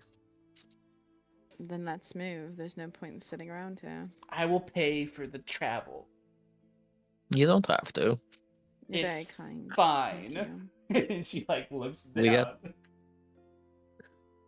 We got into some good money using the identify situation. The cost of getting our Lucia is pretty expensive. I got it. I also got into some good money by selling your brother's helmet.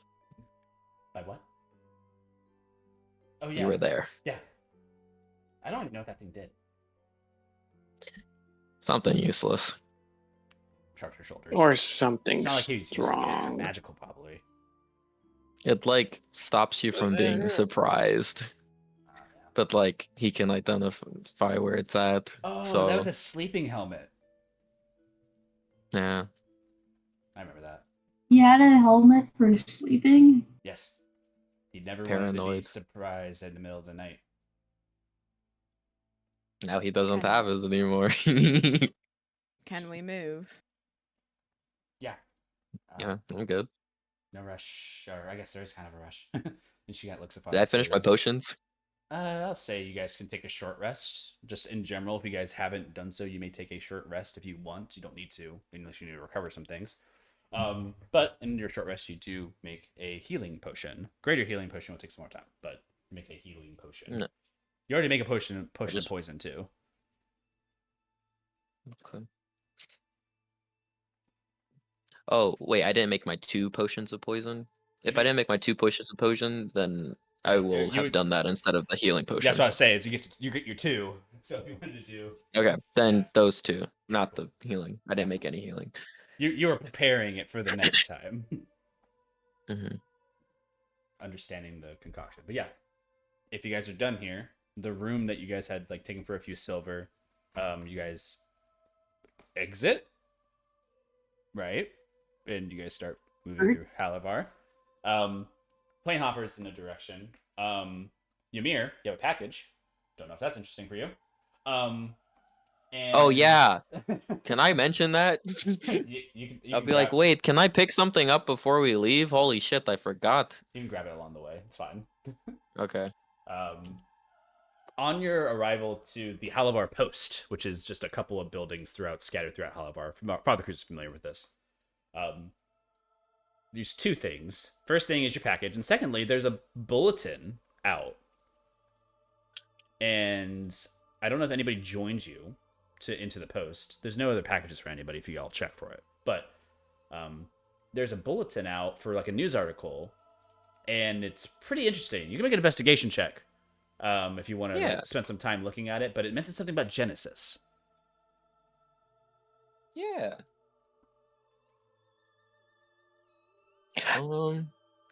Investigation is Could I have a entered and helped him? Sure. 15. You can Oh, you want to help? advantage. Yes. That means that both of you Yeah. will learn the information, though. So That's fine. 19. 19. Yay, that's better. The title of the article: "Bastard Son."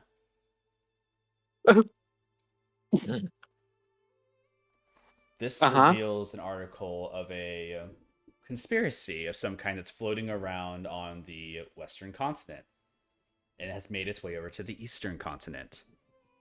Sorry, on the Eastern continent, moved over to the Western continent. Mm-hmm. A bastard son of the late King Ronin Genesis may exist. There's a report that speaks about how the true heir to Genesis remains in the Western continent. But there's a statement from the House Hastings that makes it clear that Genesis line had ended with Ronin Genesis, and no bastard son exists to claim the throne. But there's a conspiracy out that there is a random son out there that actually holds the quote-unquote throne of Genesis and threatens to usurp House Hastings.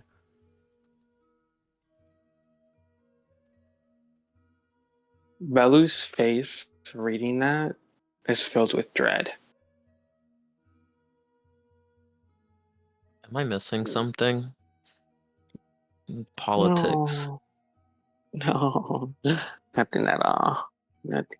There's nothing. There's nothing. You open your package, Ymir. It's from Nathaniel. Ooh.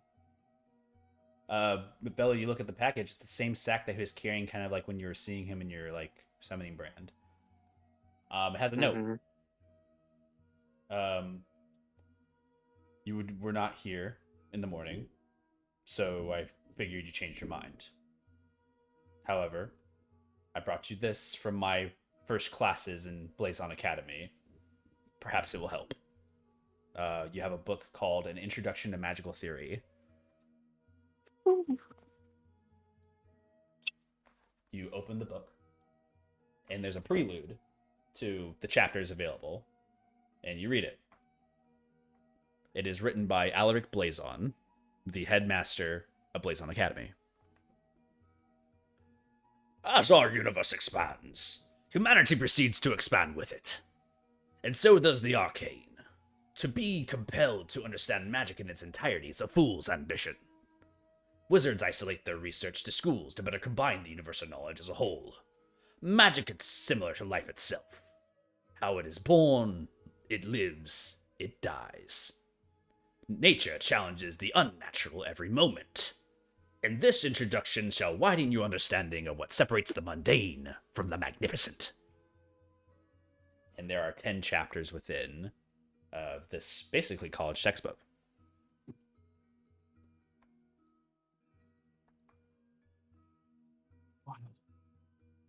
Nathaniel is like one of my favorite people ever in the world. Ymir, you see the book. It has like an old sense to it. Like it's old. Like it's an old textbook. Velu, this is not like of a current date, so this is like maybe something that belonged to Nathaniel. Belu's gonna keep his mouth shut and just in his mind be like, "You're welcome." But Belu's just gonna stare at your mirror. Chapter 1. Thank you for being friends with him. Chapter 1. I'm not reading it Understanding the now. primary schools of I'm magic. not. I'm not reading it now. it's like it just go like you just open like to see what the first chapter's about, and it's like it's a lot. You're basically going through all of the different schools of magic. But Cool. it's a fun read. And you can learn some stuff from it. This book will give you advantage on Arcana checks when determining magical effects and things of that nature. Cool. So whenever you make Arcana checks, remember to use the book. Fuck yeah, let me write that down. Alright. With that, you guys are all still gathered. Ymir and Velu may share the information if they wish to do so of what they learned. If not, then you guys start making your way to the plane hopper. You see me? Yeah. Yeah, I know. Yeah. It's my internet. I think I'm losing you're I it. think we should lagging. take a break. I think it's break Yeah, time. Oh, it is. Yeah. I was gonna break us when we got to the plane hopper and started going to our Lucia. Is that fine? You were too laggy. Your mic is like terrible. It's I will be Yeah, honest with you, gang. it's We're terrible. taking a Yeah. break. Yeah. Let's go. Anyways. I'll see you back in 15. Don't know if you heard me.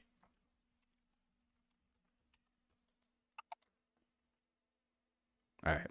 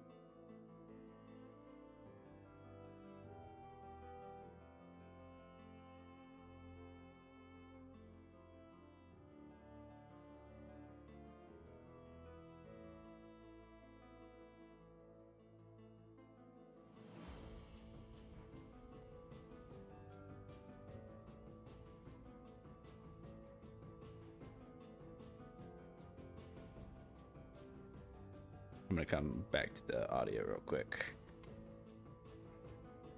Come Guardian, if you know, you know.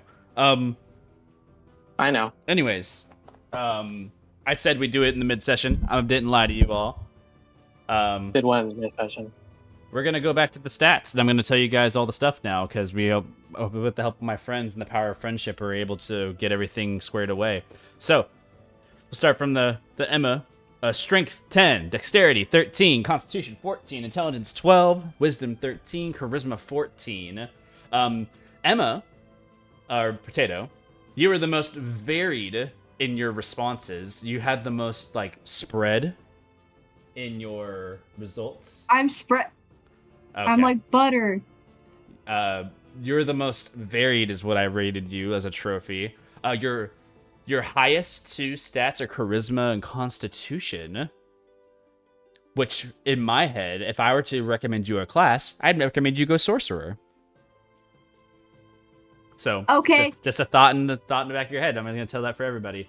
For Dion, your stats were basically as follows, the averages of such. You did have a remarkable amount of people vote your strength the same at an 8, with a Dexterity 11, Constitution 11, Intelligence 13, Wisdom 14, and a Charisma 14, which are pretty well spread. With your highest two stats being Charisma and Wisdom, I'd recommend you go Bard. I fuck with the Bard. It works out, and your other stats complement it. I'm gonna live my life as a Bard now. Just a thought in case you ever get in the moment where you need to be that class in your real life. Let's move on to Zap. Zap has an award almost tied with Allie for the most aligned stats, meaning that everybody basically voted the exact same numbers for most or all of the scores. You guys were 1 point away from each other at 28 and 27 matches. So both of you should give yourself a pat on the shoulder to be the most well-known of the group. People just know you that well, and you give off the energies of the statistics of D&D somehow that they know. Who was 27? Who was 28? Zap was 28, and you were 27 with your point totals for matches. Ugh. I gotta make sure not to talk to any of y'all anymore. Like, Yeah, God, y'all know too much. I'm unfriending everybody and I'm blocking everybody. Good luck. That's what I'm Figure it saying. out. Good luck. To be known. So basically, what I did to calculate this is I counted all the matches for the items. So if whatever your most matched number was for your score, that was your score for that stat. So let's say, for example, for Zap, he had a charisma, and almost everybody shot 8s at his charisma. So he had 6 points in charisma. And then his wisdom had 10s, so he has 4 10s there, so his points were 4, etc. for all the rest of the stats. If you use those to be able to combine matches for each of the categories, you can figure out who is the most matched. So Zap and Allie came very close in the record. I just wanted to be very clear that you guys were neck and neck. But it all came down to 1 point total for Zap's. Looks to be his intelligence going perfect score at 15s across the board. And it is Strength 11, Dexterity 13, Constitution 13, Intelligence 15, Wisdom 11, and Charisma 8. And Zap, being the most aligned, also had a unique trait where his best stats were Intelligence and then Dexterity and Con split. With this information, I'd recommend you be an Artificer. That's a great stat decision to have for Artificer. High Con, high Dex, high Intelligence. Mostly high Intelligence. If you were to ever, be in that situation. Artificer, whatnot. You kind of almost do that today. Then we have Nimbus. Another aligned score, very well amongst the charts. You had your charisma was astonishingly accurate for most everybody, but it's also your top score. With your strength being 13, dexterity 13, constitution 10, intelligence 9, wisdom 12, and charisma 15. With a high in charisma and then your secondaries being strength and dexterity, I'd recommend you go paladin. With the strength and dex like that, you would honestly crush it on the field, and your constitution at 10 is enough. No negatives there. You'll get the bonuses later. Coolio, Stulio.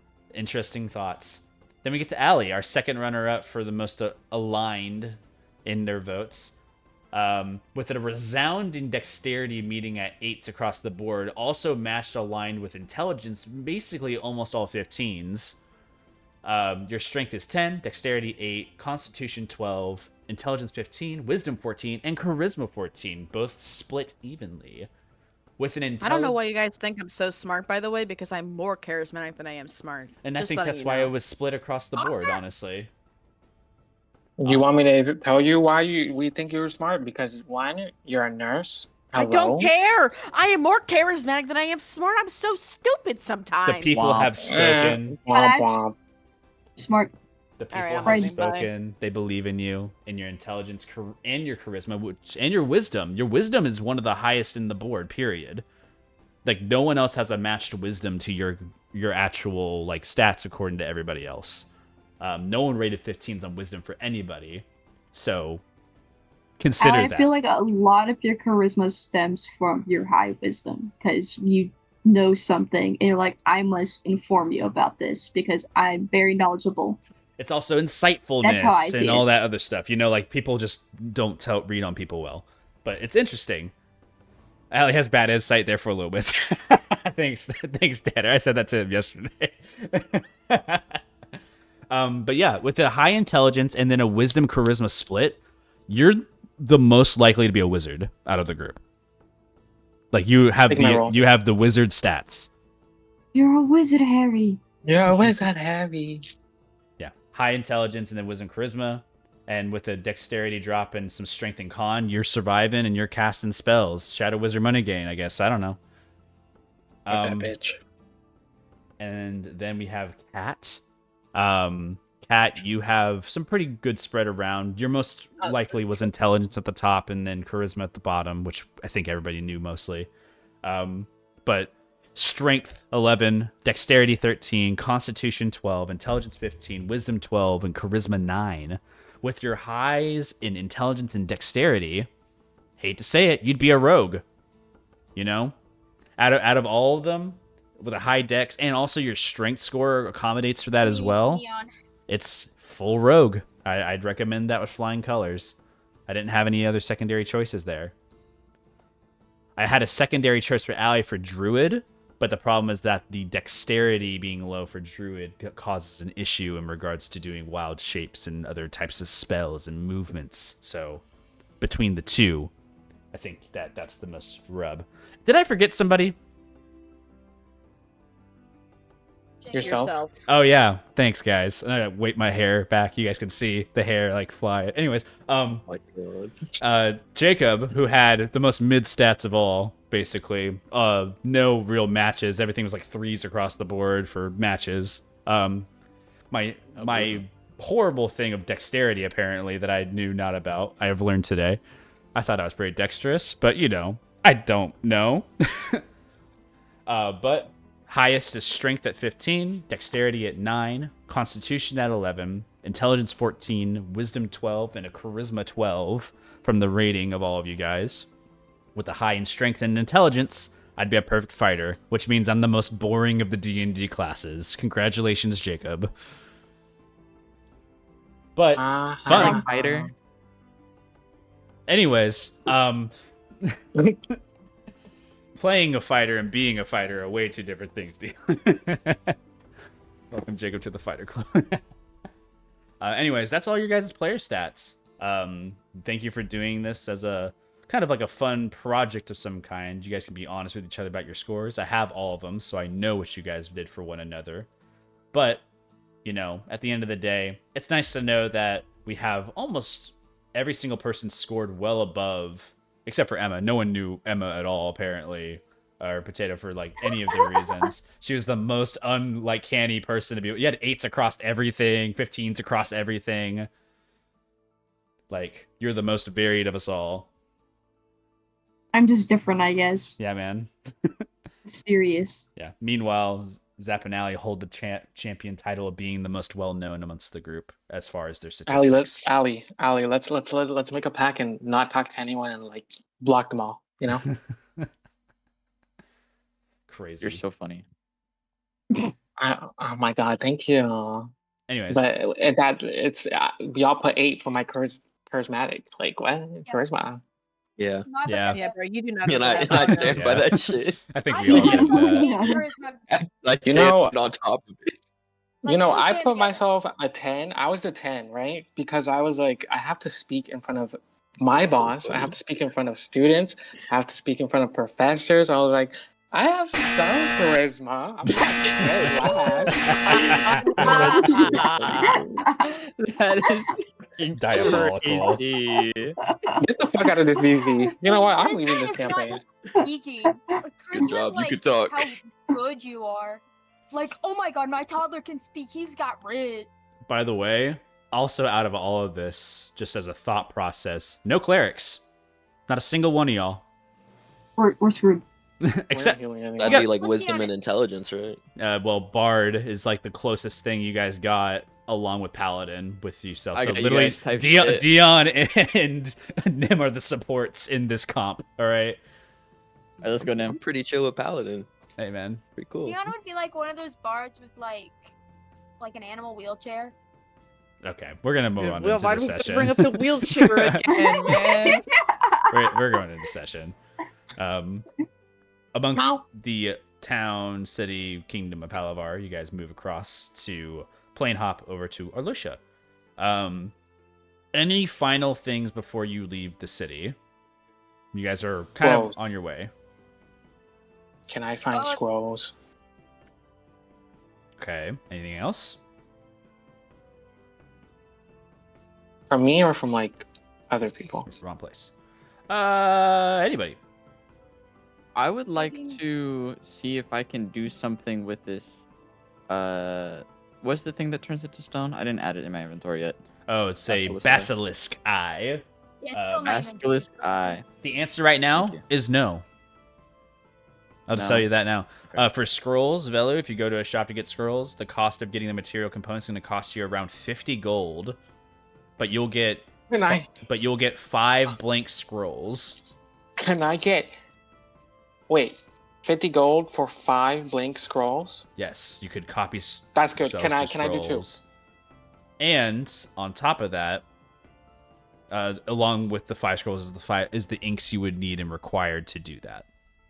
Okay, cool. Can I do 10 of them? Ymir So has the that's inks. 100.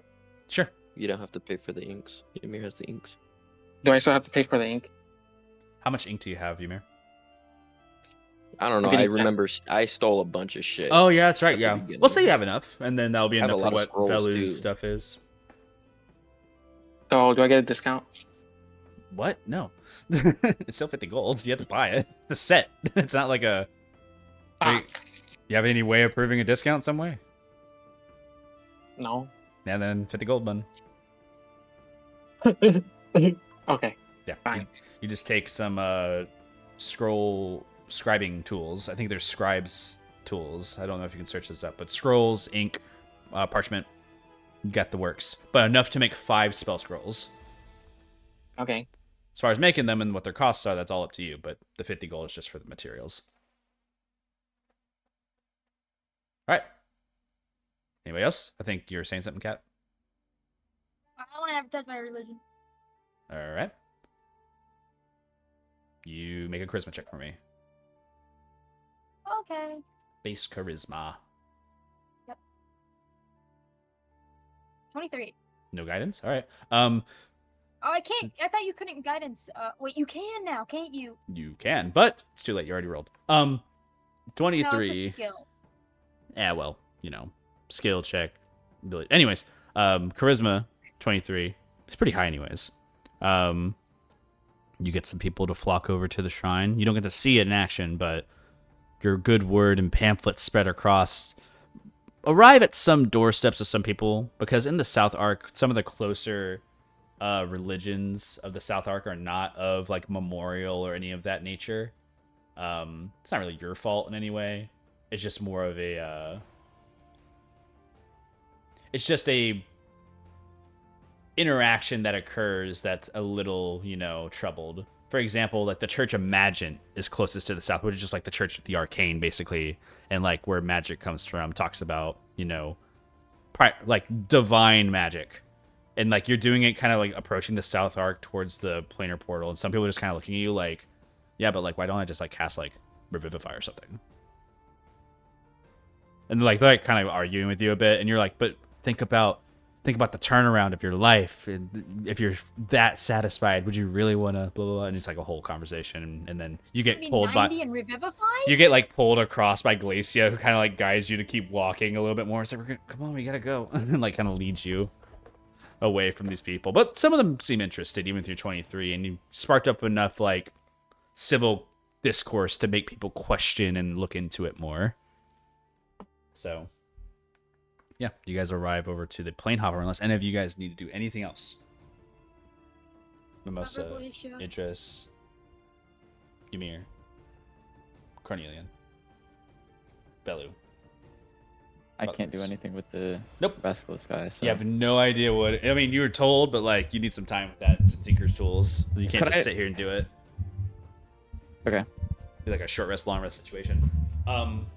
Either way, you guys arrive at the plane hopper. You see Glacier, who's currently like reaching into like a purse pocket pouch, and you see some platinum pieces coming out. And she kind of like looks at the count of all of you guys. She's like doing the math in her head. She's like, all right, bags of holding. She like looks over at you guys.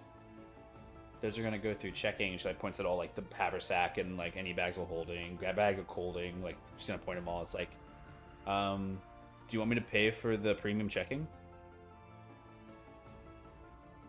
How much money do you have? She just blinks at you.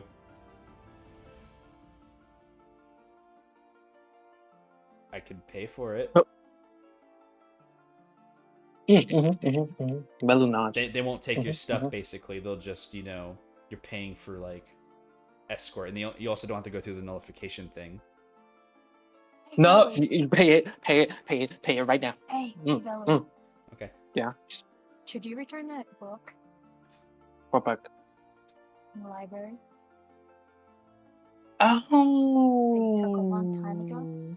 No, it's okay. That doesn't matter anymore because it's you know, Velu glances over to Ymir. It's his book. It's fine. You okay? stole a book?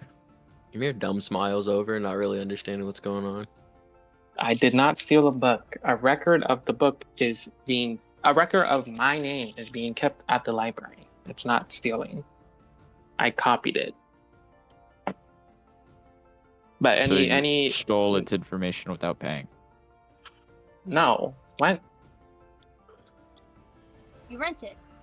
Yes. That's not Lease it. renting if you That- didn't no. pay it. Oh, renting requires paying, doesn't it? Yeah. What do we Mimosa, we care? have a library in our town. You know how libraries work. Why do we care? I don't go I there to know. read. I Don't.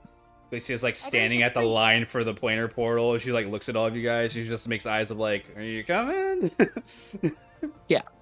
Ymir's gonna start heading over. Walks up.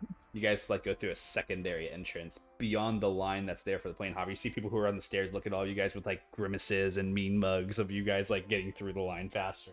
People would stand there like, maybe like 20-30 minutes, like TSA basically. You get the pre-check and they run through. You guys don't have to take your shoes off or nothing, you know? It's great. They run you through like the opposite side, and there's like a secondary place, and there you see some mages who like stop the line where it's at and like escort all 7 of you up, not having to run through notification tiles, but they do stop 2 of you for random searches. I'm going to roll for which ones those are. hope it's not me. Oh no. Cornelia Mimosa, Cornelia Why Mimosa. me? Uh, The I guy hope with it's all not the me. fucking It's going to be guns and ammo? It's going to be Mimosa and Idris. Good. Well, she God has, damn like, it. that could be bad. I don't know. Mimosa, Good for me. you're kind of like approached by one of the mages. They're smaller than you, way smaller. It's a dude, and he's like kind of like staring. It's like arms up, please. also raise his arms. And he's like patting you down a little bit. He like sees the bag of holding. He like, it's like, are you transferring any foreign items in here? Any type of magical? It's just like steak, ham, Oh, bacon, he like pork stares at it. chops. He like looks at. And like maybe a Wellington. That's fine, that's You're good. You're good. And he he Sausage. passes you in the shoulder. It's like, you can go. You can go. Sees the hammer. He like nods the head. Idris, a separate one, approaches you. A woman, like an arcane mage, just looks at you and says, "Arms up, please." Oh, sure. She Idris complies. She like goes and pats down. Like she like looks around. She sees like the different like materials and things that you have on you. Looks at you. Is like, all right, no pocket dimensions or anything in that sense. You feeling sick in any way? She like makes you like kind of look up a little bit. No, not that I believe. No temporal distortion, no astral projections in the last 24 hours. No, ma'am. Okay. I think that's all set. And she like marks something on the list. It's like Leonin. Did I mention I love your hair? Oh, it's so pretty. She like pulls the hood down. She's bald. Oh. You know what? I think that suits you even better, actually. She kind of smiles a little bit. She's like, thanks. And she kind of looks at you and she says, When did you start shaving your head? oh, it's just, Sorry. it's hereditary. Really? You have the perfect head for it. Sorry. Make a persuasion check with advantage. Hey, I'm just saying, some people can rock a bald head. Some people cannot, man. But you... That's a 21, Jacob. She fucking blushes. She's like, she looks at you. She's like, you can go. She looks like she was going to check you for something else and never checked you for it. Have a great day, okay? She goes to like twist the hair that's there, but instead just kind of reaches for the head and touches it. And she kind of looks at her hand. She looks at you and she just smiles. Yeah, you guys all approach the plane hopper. You see that there's one arcane mage there. It's like, your destination, travelers. And she look at Glacier. It's like, Arlusha. And they're like, Arlusha? And she like drops all platinum, like a platinum bag, like down. And he looks inside. It's like, oh, Arlusha. All right. Haven't done that in a minute. Dial to 76254. Oh, it's like a bunch of fucking enchantments happening all at once. The dials to skibbity boo bop across the arcane dais. You see the codex turning large, like turns and cogs, like turning around to adjust the dial for where things haven't been before. Vela, you look down, almost similar to your amulet. The codex, 3 different circles that kind of envelop one another, all turning to match the different planes and such. You watch it. Bella's writing this down. Yeah, you can understand. Make Make an Arcana check for me. It's not really numbers more than it is symbols. Okay. They're saying numbers to tell the mages something different, or whatever that code is. Okay. Is this going to be? Come on. Takes a moment for them to spin up the dial. 11. 11. With them spinning up the dial, you take a notice that a lot of the symbols here, the outer ring is much more to the material plane. The inner ring is like how your depth of the plane goes, like the material, the Shadowfell, Feywild, and then the center plane, that's like layers, dimensional layers. We're talking like all the way to the outer planes of like other dimensions, and then all the way to the elemental planes. Like there's like the center dial basically doesn't move at all. They only move the outer 2. Mm-hmm. So you just take notice of that for operational standpoint. It's almost like you're learning how to fly a plane in a way. It's kind of weird. So you look at it, they set the dial, and they look at you all, and it's like, all right, enjoy your travels. Enjoy Arlusha. I hear it's cold. Actually, wait, Arlusha? And it's like, look over to the sky, and you see like the beacon that's in the distance, and they just kind of stare at it for a moment. It's like, they nod their head, like, good luck. I need someone to roll for me. Any Hey, Jacob, you do it. volunteers? Don't worry, I got this, guys. She's gonna fuck us all over. In that one, never let her roll. Would you please What do you want? for me roll a d4? Okay. 4. The as they say go, you're expecting like a big jump of like puff of smoke or like fire or some like big like shoot through the astral plane. But it's weird. It's almost like the same way of how you guys got to Caldora. The things that you're seeing start to like disappear. A person who was talking to you before starts to shift and transition into a snowflake, into snow. The scene around you that was once of golden city of Halavar starts to shift into a more lighter gray tone, and it's all hallucinogenic. It fills your mind, and all of you guys feel really woozy as like the shift doesn't really move you, like jolt you in place, but instead just seamlessly transitions your vision from one place to another. And you all have arrived in Arlucia at the plane hopper.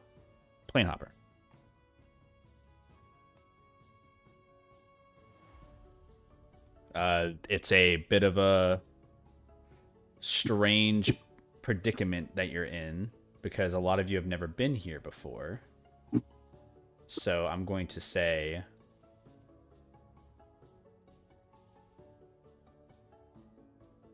let me see if I can get this right. One of my images didn't load.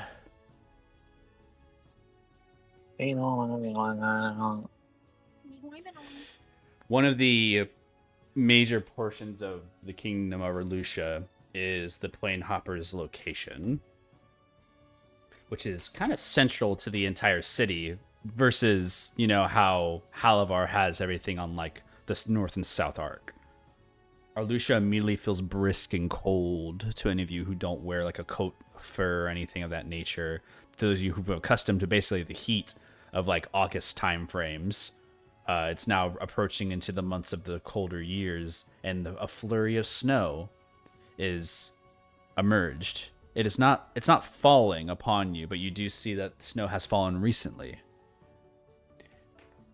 It's brisk, but it's refreshing. Almost like you don't have to breathe in the crowds of people within Halavar. This is a more open area. As you approach the plane hopper, you are all stopped.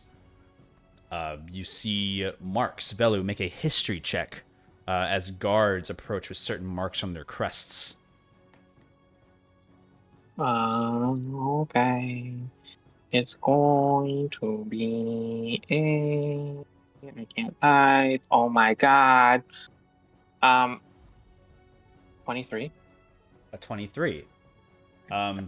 The mark of credence. The nobility group that's in charge, basically, of Arlucia. Credence has... Credence. They're known as some of the... basically the nobility type of knights of Arlucia.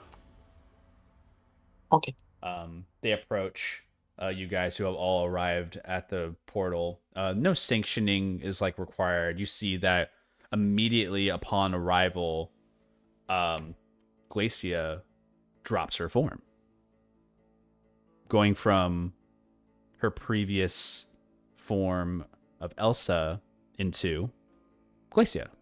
As that happens, all of the Credence nobility stops, and they like look at like in stun at all of you guys, and she just like puts a hand out and says, "I wish to see my mom." And they all like kind of nod their heads, like kind of like gulping a little bit wise, and like, right away, princess. If you would attempt, you could have used the, and they stop, and it's like, yes, absolutely, right away. Get a carriage, get a cart or something. And it's like they like a bunch of them just scatter off except one, and one person kind of like remains. And welcome back. Where is your brother? Complicated, I guess. I'm with these guys now. And she like stares at all you guys and just waves you all out. Almost as Mere waving. waves. Same brain link. But shit, now that I think about it, can I ask of something? Like not in front of the guard. Oh, leave. And she like says that to them and they fucking leave.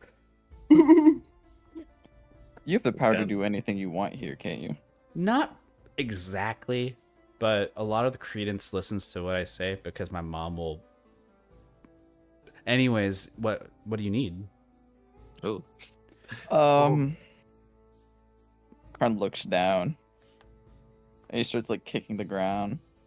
Well, Idris and I got mixed up in something here a long time ago, and I don't know if we're still considered wanted for Oh, those actions. you stole from my mom? She just says No. that out loud, like very loudly. No one really points at that. She just says it. And if you did, then that sucks. And I don't really get to say in that. But I have an advocate for you, and if I like you, maybe that helps. But I do like you. She kind of like nudges you, like with an elbow. Really? After everything? Shrugs. Oh. You haven't killed me. That's true. I did give you that book too. And you're honest, which all of you are, mostly. Most of the time. Actually, Mostly. I don't know. She a lot of like, work she lying. shrugs her shoulders. I'm just happy to be home, honestly. It's like taking a backpack off. But She yeah, if you looks- could help us in some way with that. Maybe. I'd Do you all want to meet my really mom, or do appreciate you it. guys want to like do whatever? No, I want to meet your mom. I want to meet her. Sure, we can meet her. Okay. I don't. Okay. He doesn't. It's It's kind of a really cool entrance how you came in there, though. Like, drop the form, tell them what's up. No, Really cool. As soon as I came in, I knew what I wanted to do immediately. I was like, "Oh, this is gonna be so fun! I'm gonna scare them." Ooh, I haven't come through this way before. Usually, I'll just leave through my own, but Wow. grand entrance. Anyway, I haven't been out No, in the that's central cool. city in a while. Ymir, you look up, the plane hopper.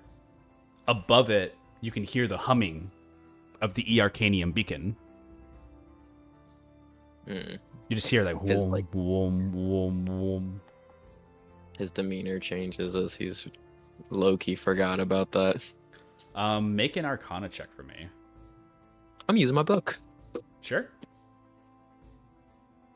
Good, because the first one was a nat 1. Yeah, that's a dirty 20. Chapter 4, Material Sourcing, Component Theory, and Spell Components. A long list of components for spells, understanding. You scroll over in the book. No mention of Arcanium in the book, but Arcanium is mentioned. It talks about how Arcanium was sourced for the use of the creation of the beacons that separate the divine from the world, and also host a majority of the magical powers of the world. It talks about how important it is to keep tracing of the Arcanium and how powerful it can be. The beacon you look up and hear sounds powerful. More powerful than you've heard other beacons. As a matter of fact, when you guys start to walk out, you see that the beacon doesn't have like a straight line shooting into the sky like most others. It has like ripples. It has these like moments of like staticky little bit to the top of it, and it's kind of like almost like electricity like kind of wires it up to the top and shoots up the same way towards whatever divine plane is being blocked. And you see it. It's in a magenta color in the same way that you saw before, more in its hue than you've ever seen, obviously, but it is of great immense power. Feels more powerful than Arcanium, at least. And that's what you get. I really need to understand more about this beacon. Do you think you could help me with that? Yeah, we could get you to talk to one of the lead artificers. Good. Would that help? Good. No, it would be super great. Merlin's really nice. He taught me some things too. Merlin? Yeah, Merlin Estriel. Is his name familiar? I don't know. Never met a Merlin before. Till him. Anyways, she like, that guy, and points over like at the Credence guy. That's Eldrick. He's one of the lead Credence knights. Eldrick Nightshade. Fancy name. Badass last name. Is Reese still around? I'm sorry. Reese? She like kind of like points a finger. Don't know that name. Do I know that name? You should. Never met that anyone. Blame show, named make a Chris. history check. What's the name? With advantage. Sorry, say that one more time. I'm you're low for some reason. Reese. They were tiefling. I think. Look.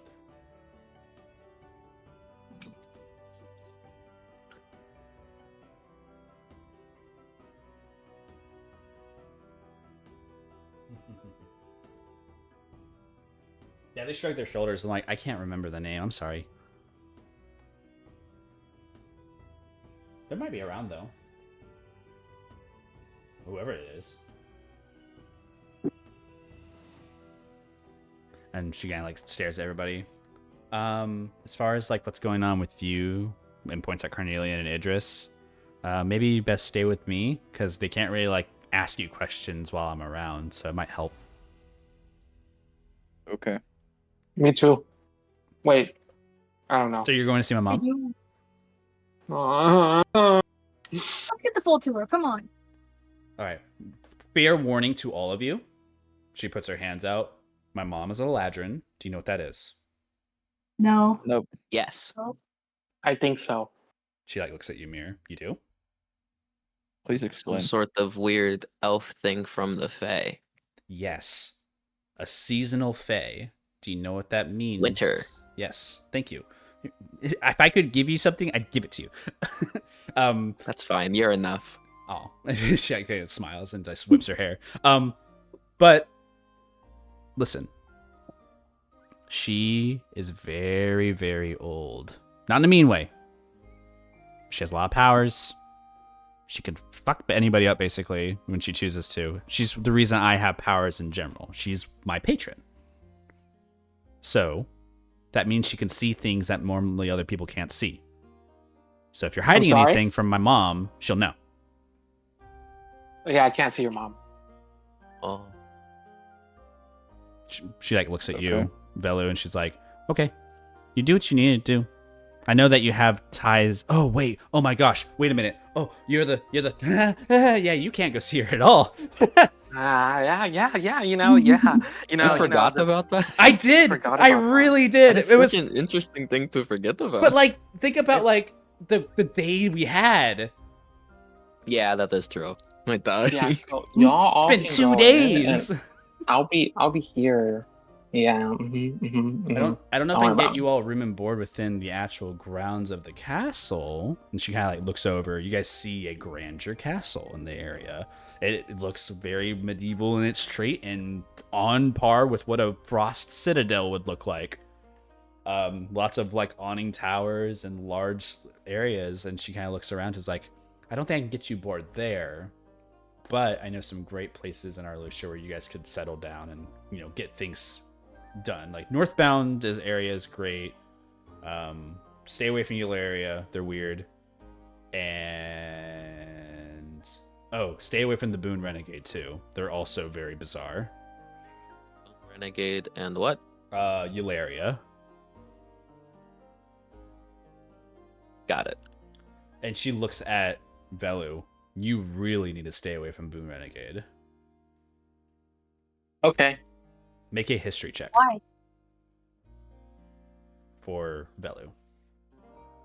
Okay. You should totally give me guidance before I roll. Is this history? Yo, let Yeah. me help you or something like. Ooh, With magic advantage? guidance. Yeah. With I advantage? read about this in a book once. Yeah. Oh my god, hold on. Guidance.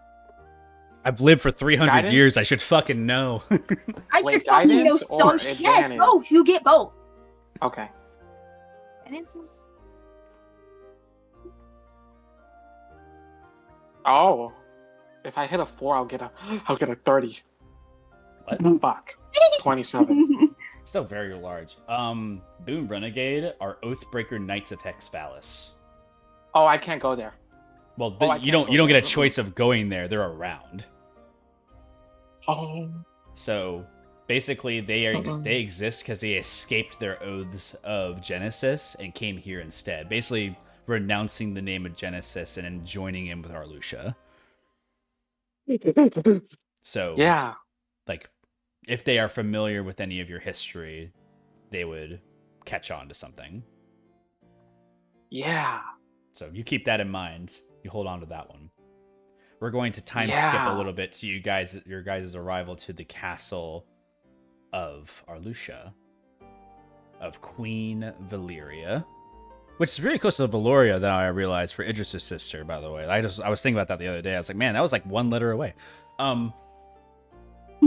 The castle grounds, a garden before you immediately enter, a frosted like wonderland almost, like nice little hedges with like white flowers that protrude from misty frost covered hedges, pine wood that like shoots up from the different centers, flowers of rose that are crusted over with a tense frost. It is very pretty. It almost feels like you're walking through like a Disney park almost.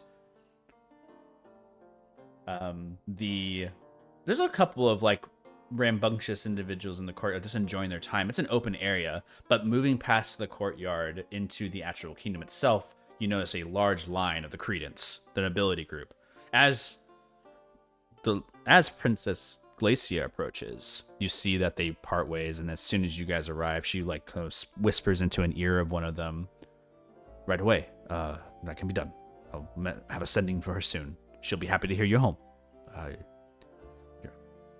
Nods and like looks at. It's like, all right, y'all, come on. Karn will follow, like, kind of beside her, acting similar to a guard.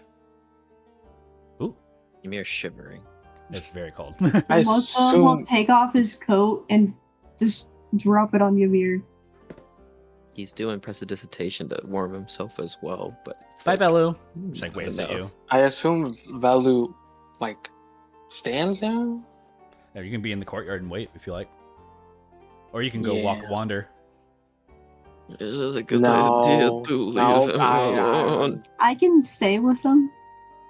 She shrugs No, her you should go shoulders. visit I mean, they're gonna watch you no matter where you go. It's like, you know. I'll just stay here. Don't mind me. Go. It'll I'll be fine. It'll be like maybe an hour, maybe. That's fine. Go. It's just the walk up the stairs. Okay. Good thing I can levitate. She like, levitates herself. Oh, You I get- could do that too. Yeah, all of the rest of you are burdened with walking upstairs. Unfold. Oh yeah, you do have that, Rock don't you? freezes to death. Chittering. Takes a little while to get up the steps. You guys eventually make it into the central like area of the castle, the grand doors. You hear the heraldry. Presenting Princess Glacia.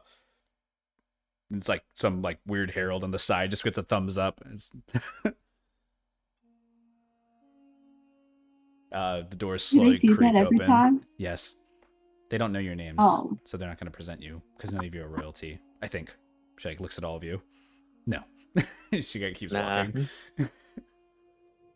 If you were royalty, I might get in trouble, but you're fine.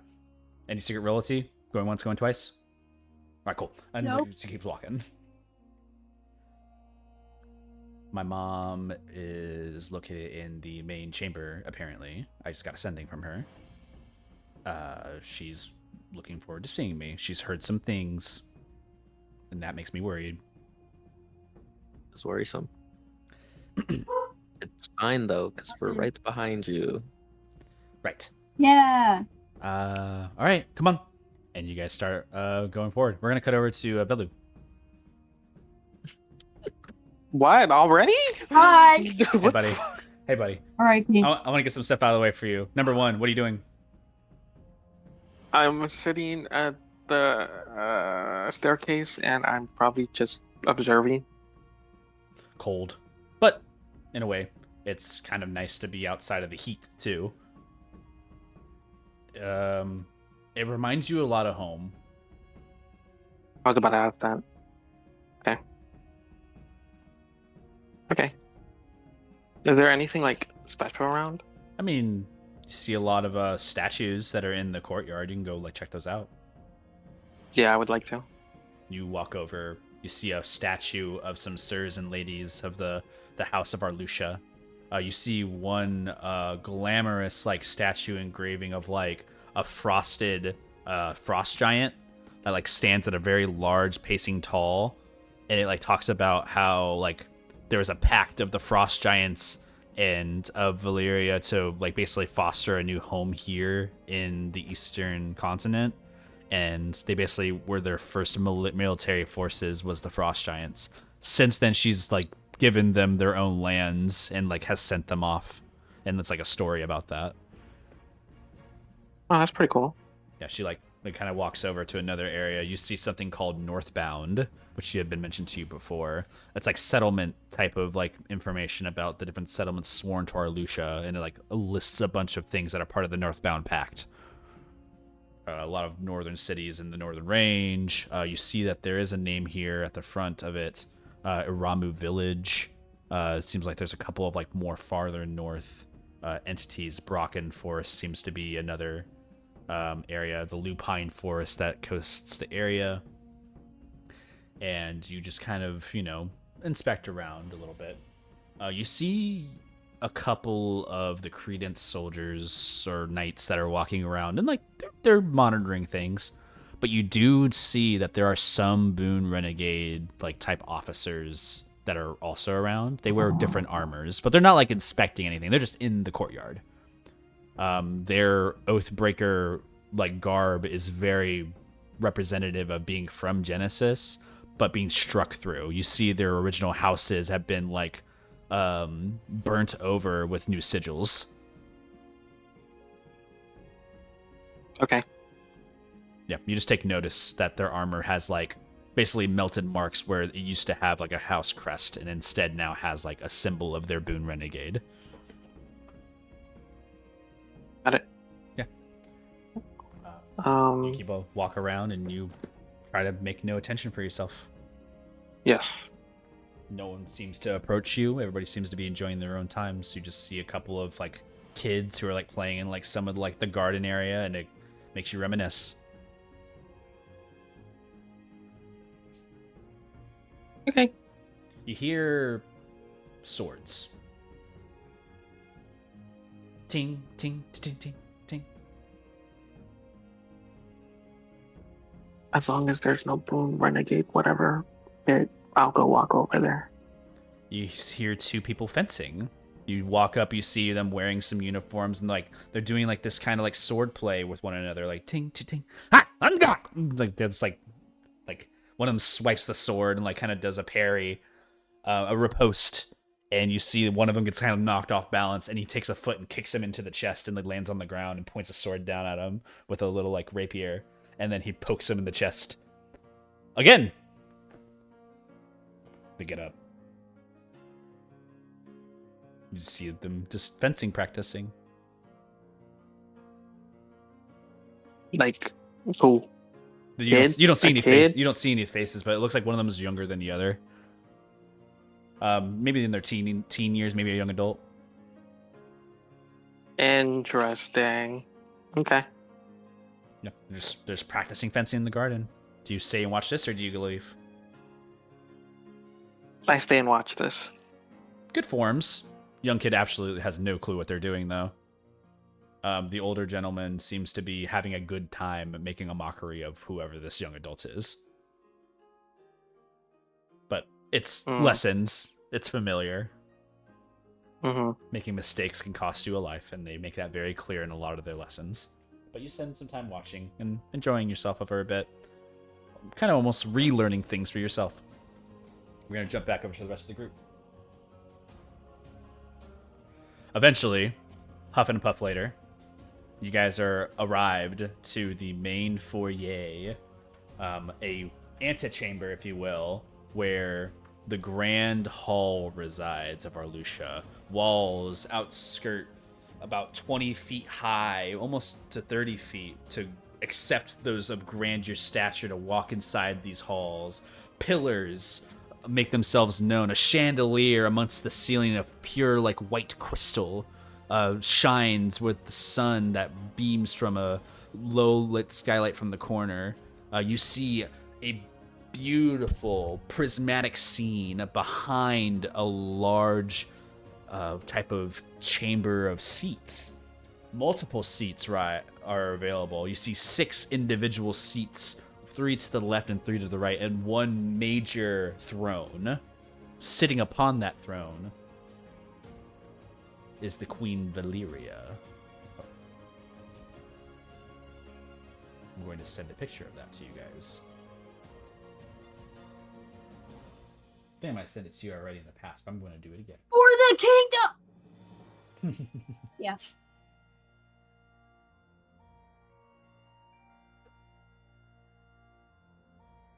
She sits.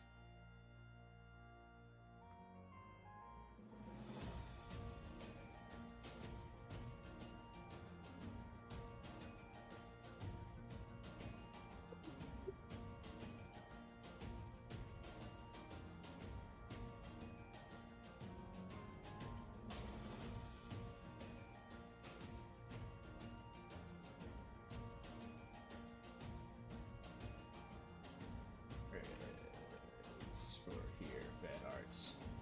Right here. A stone face, blue piercing eyes, an elvish light ear poked from the silvery hair that strands the entirety of the body. Armor, chest plate armor, and also just basically you can see there is a sword that kind of resides like almost like a ceremonial sword that rests to the side of them. They sit properly at the throne and await the arrival of the party. You guys all step forward. You can hear the individual clacks of tile for those wearing those shoes appropriate. For some of you, just more of like steps, and for you, mere floating on a magic carpet. You see Glacia stopped her levitation and has begun to walk on the. Will also tile. begin to walk. Just a funny like situation unfolds, and you take your carpet back. You guys start to approach. It's a long walk, a lot longer than you think it should be. But eventually you arrive forward and you hear Glacia speak out, "Hi, Mom." And she's like, "That's your Majesty," in front of company. And she's like, gulps, it's like, "Sorry, your Majesty." And she like bows her head and like kind of like takes her like a royal bow, and she kind of looks all of you. Ymir also bows because he got taught from Beluf. Almost bows.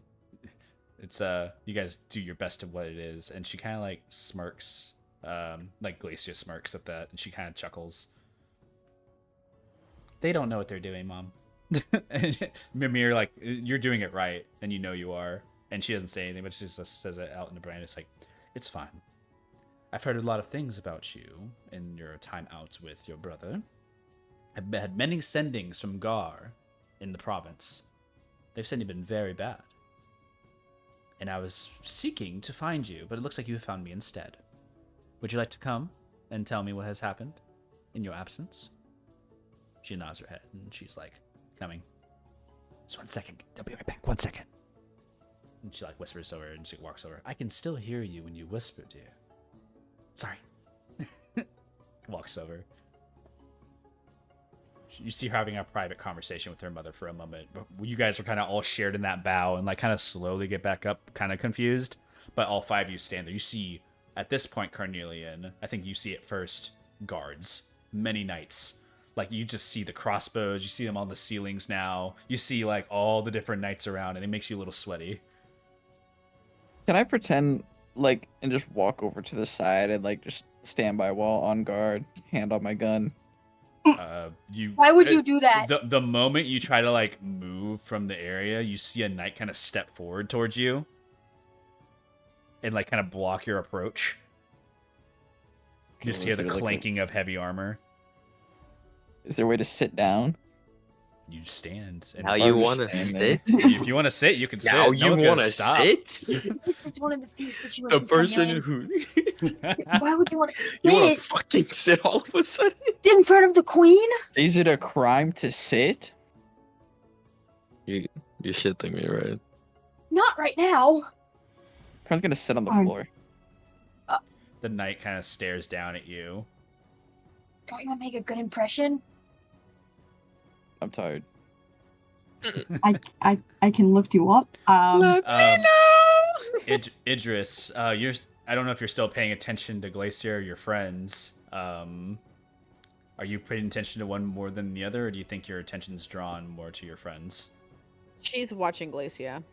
You see her talking. You see the mother lean out of the perspective to look at what's going on over by you guys, and she kind of like just stares into like this like RBF glare, and just like looking at all the rest of you. And she like Glacia turns her head, and she just makes a face of like, "Oh fuck!" It's just like just eyes like go wide. Idris like looks over and she like kind of like looks down. She goes, "Can we not do this here? Can we stand up and I don't know, do this later, please, Carnelian?" Who says Just you been have on to my be ass for respectful? standing, and No, then this is- now on my ass for sitting. Listen, Carnelian.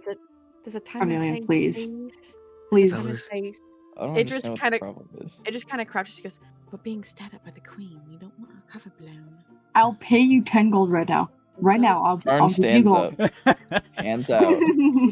The knight still stands there, postured within 5 feet of you, Carnelian, where you tried to approach him, where you sat down at. He is in your range, but you see like he's made like himself known to like be protective of like the area where you tried to like approach, and he has taken a step back from you, but he still maintains a very large awareness. This is a very large man, whoever is in this armor. You don't see the face that's just covered, but it was a little intimidating.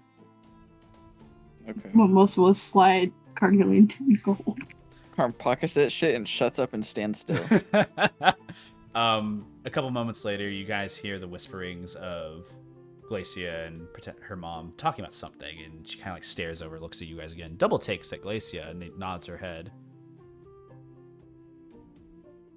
Like there's some conversation going on, and eventually Glacia just like kind of looks down and nods her head, and looks over at you guys, and looks over at her mom, and just makes like a hand gesture towards you guys.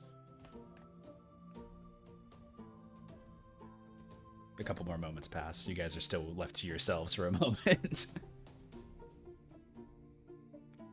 A lot of things in this room. It's very large, mosaic tiling, lots of rooms. Most floors seem to be covered. This seems to be an auditory type chamber, maybe for like large hearings and gatherings. 6 individual seats sitting next to the main throne. Who knows what that's for?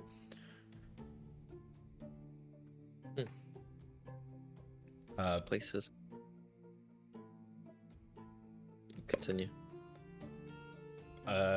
Brief interruption as the door opens behind you all. Approaching is a knight.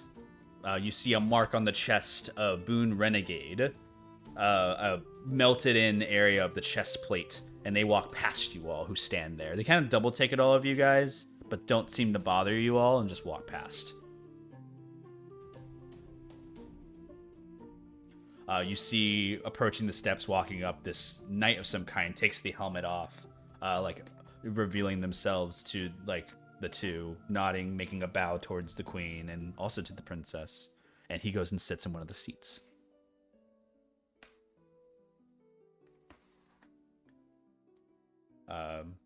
Glacia like starts to approach back to you guys. You see the queen and the knight both leaned into conversation with one another. She walked back and said, "All right, good news. She's pissed as fuck, but not at you guys. At my brother." Oh. So I told her about the whole like thing, and Nice. It's a good thing, though. she had suspicions that was happening apparently with that, because Gar wasn't, and apparently Gar doesn't know either. And she like heard about marriages, and she had messages from somewhere in the Makoti about a wedding, and that made her way to her, and she was confused about that, and she thought it was junk basically. But now she's like seeing it all, right? So, you know, people were trying to get early invitations. Can you believe that? Wow. Like really important people too. She's like looking around, but the good news is that that's all going to be silenced with a decree. So that's going to happen today probably. So you guys might hear that. And I've vouched for you all. So, in that effort, you're going to receive a boon from the queen. A boon? For as far as for Velu, though, I don't know if he'll be able to make an appearance depending on what the situation is. But the boon that she'll provide is something of like a protective thing for you guys because of you guys helping me. Because Cool. she knows I'm not lying to her. I told her the truth. Told her what I've been through. I almost died. She knows. She was there. She's my patron. So, she never got a chance to know you all. And she wants to actually introduce herself to you all. Would you all be free later to join my mom and I and a couple of others for discussion? I can't promise that she won't see through any ruses or any type of magics, but if you can, I would insist maybe you decline that, honestly. And she kind of like, so you guys to be in front of that many We all have to decline it? No, well, no. Is there but free food? It's I want to meet I her. was gonna ask for you, Garn. Really? Listen. Yeah. It's a gift and a curse to be known. You guys are adventurers. The moment you guys make yourselves aware to align to our Lucia, it's gonna raise flags. Do you want to be known to be aligned with our Lucia in some way? I know that you guys were not really for the beacon stuff here. As she says that, she says that and turns around to see if her mom's paying attention. She's still in conversation with the knight, so she may have not caught on to what it is. She's like, we have a brief moment, but what I'm saying is, like, if you don't want to be part of all this and you plan on being outside of it all, don't go. She's pardoned you. Can She's I gonna just give you. show up She's for the pardoned food? you. Well, she hasn't pardoned you for any of your crimes, but like I haven't told her that part yet. But that's she wants to give you guys a boon. That's what she wants to do. She'll do it. It'll be shared amongst all of you. But as far as Awesome. actually talking with her, I don't think you should do that. Would it not? Would Okay. it be rude to No, decline? no, it wouldn't. It or- wouldn't be rude. If you guys are busy, you're busy. Just be busy. Oh, okay. Hmm. When is it? It'll be tonight. What time? She like looks around. I don't even know what time it is. Probably like dinner time, I guess. Like maybe like late sunset. I'm down for some free food. Why does talking to her just mean declaring loyalty? Well, the 6 knights that are going to be joining us with the leaders in some way of Alusha. I don't know if you guys know anything about Alusha, but basically, if they see that you've aligned yourselves to Arlusha, they may spread word about your arrival and saving of the princess, which means that if someone is unaligned with us, they may see you as a threat. Oh, everybody sees us as a threat. This doesn't really change much, though.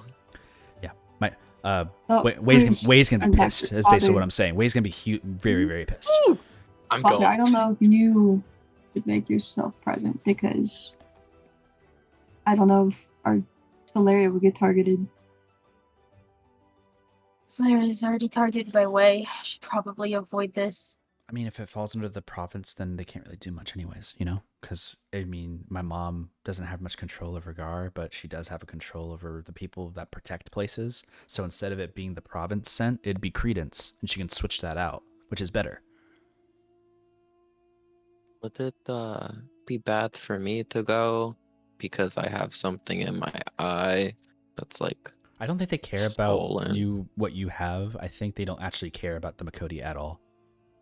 Cool. Did Yeah. you see? No, they any- definitely don't. Did you see curses? Don't know. I've never asked. She You looks think she back. knows The anything? conversation sees that ended with the night. She goes, anyways, a boon for you all, for my mother. Please approach. She like looks over at her mom, who's now paying attention to you guys. You guys approach. You see the knight still stays there. Karn approaches. Yeah, all of you guys kind Ymir of like walk up. approaches. You declare them as the Runiseer, is that right, Princess Glacia? This is not your mother speaking. This is the knight. And like she kind of stares, like nods her head. It's like, yes, Sir Tristan. And she kind of like looks. He kind of looks. It's like, I've heard tale of you. Is it true that Yes, you had I- protected the city of Caldor from a troll attack? Yes. I hear It's as true. well. Idris other kind things. of like blinks at the mention of Caldora. One of our protected cities. Yeah. The two of us, Carnwell, like, Ymir's put gonna raise hand his hand. on Ymir's shoulder. I also had We, heard that there to was control a. ourselves. I also heard that there was a demi-lich of some kind in Halavar. There was mention of some names there as well. Don't know if any of you are aligned to that, but Runiseer was mentioned. We dabbled, Scratches his head. dipped our toe in it, possibly. He nods his head. I am Sir Tristan Ironheart, of the leader of the Boon Renegade. If you seek to join a higher calling of paladins, or any of power, talk to me. We need more people who want to make a difference in the world. And he just makes that statement, and he sits back down.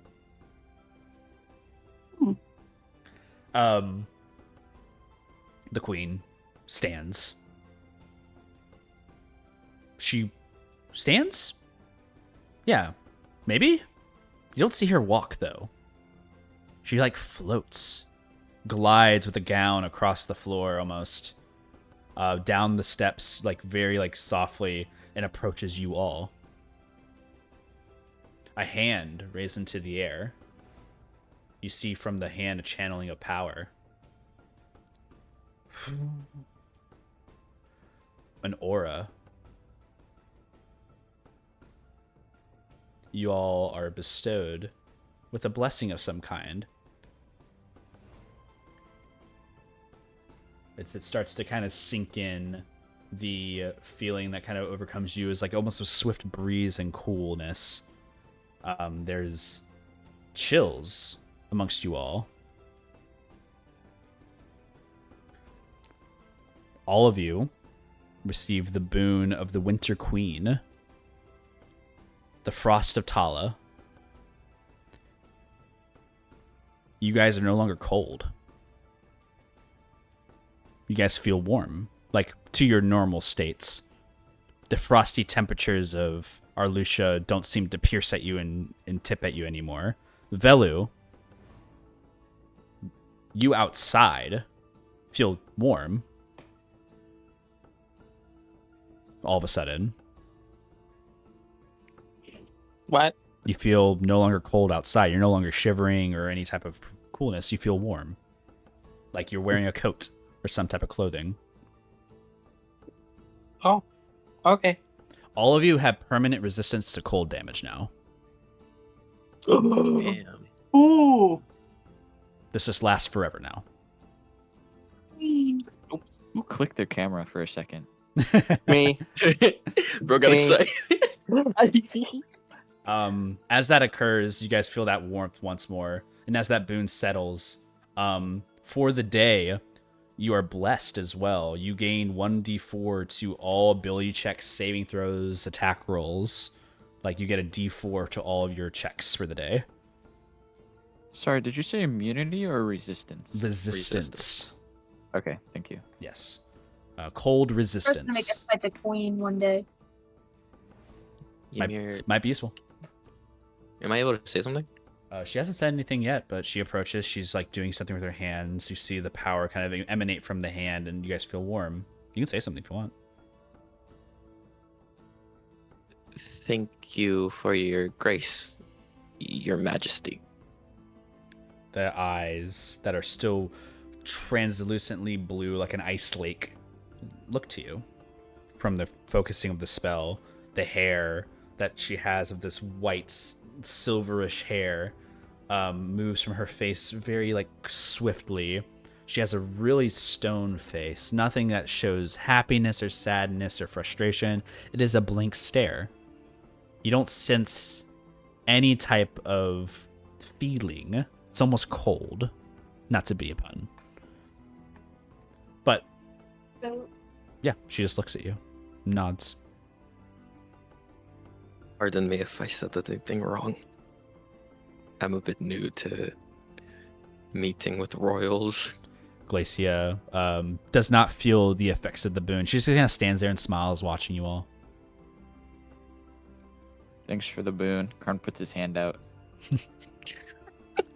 She just doesn't offer to shake a hand or anything. Glacia just kind of like puts a hand up and kind of waves you to put your hand down. I'll shake my own hand and I'll nod. Okay. As that occurs, she lowers her hand. Runiseer, thank you for protecting my daughter. There's no smile from the face. Still cold. You bring enemies as adventurers. And if their enemy becomes my husband or my son, I will not assist you in your endeavors. However, this boon will last as long as we are partnered here and now. They will know what you have done for me and for my kingdom. And if you were ever to have any harm come your way, I owe you a debt for protection.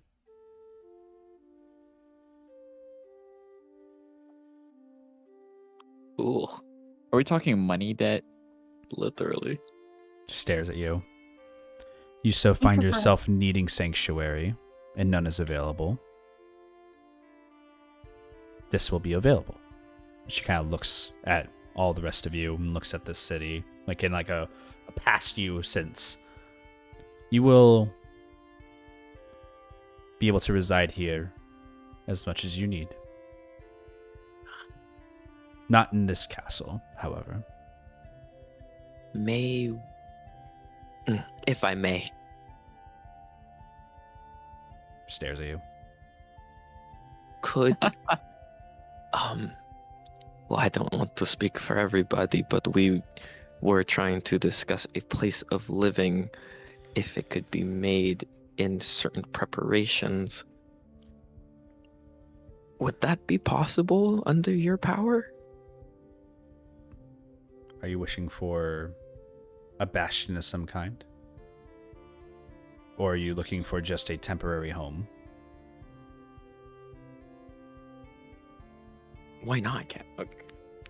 I- I was wondering about the bastion. A bastion of some kind would be very interesting. But If I'm you just wish to claim ownership of land, I cannot help you. You would have to unite with Okay. one of the many houses of Arlucia. Whether Boone Renegade, Province, Scent, Credence, the Northbound. You must align to one of those. I don't own the land. She looks at you all. I am of the land. I speak for nature itself. The seasons bring change, and I am of the winter. My sisters and brothers remain in the Fae, but I remain here to protect what is always change.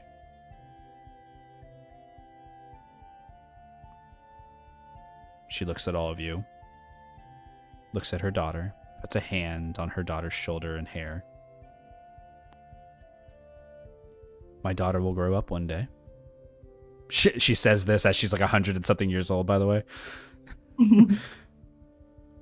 And when that day comes, I want her to remember the people who have made her life better.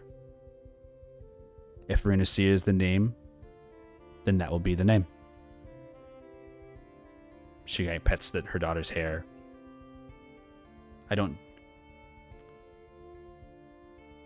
She swallows her throat for a moment, almost showing a little bit of like break in her tone and posture. If anything were to happen to Glacia under your protection, there would be a much different conversation now. But you've shown yourself worthy to protect.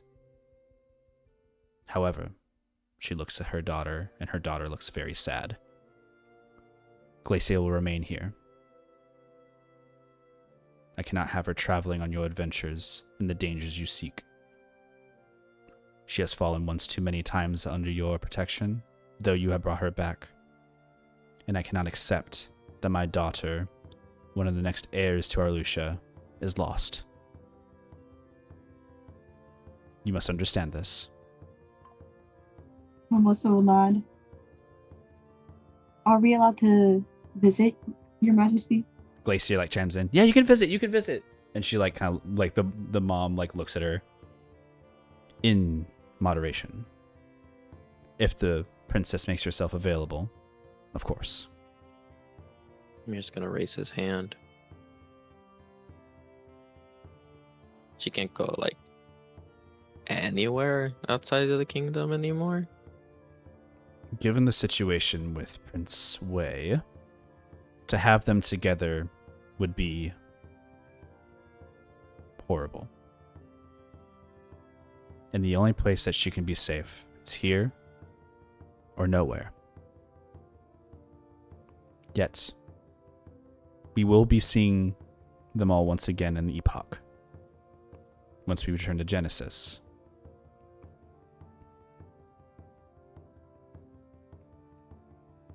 So you will see each other again no matter what. She has told me of your endeavors to visit Genesis. And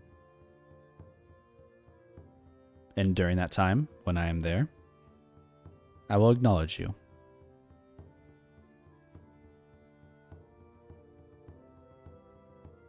So like there's no way we could prove to you that we're super duper strong so that she could accompany us? She looks down, looks at Glacia. Not now. She needs time to learn of her station. She has been gone for too long.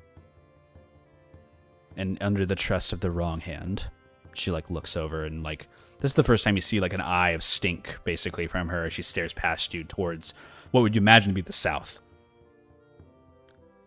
I must speak with my husband and how he will discipline the new prince of the province. And once he hears of the safety of Princess Glacia, likely this whole marriage idea will be eradicated as I decree tonight. Feel free to stay in my city. You are protected. And she looks over at Glacia. She will accompany you while you're in the city, as per her request. But once you make your departure, she will remain here.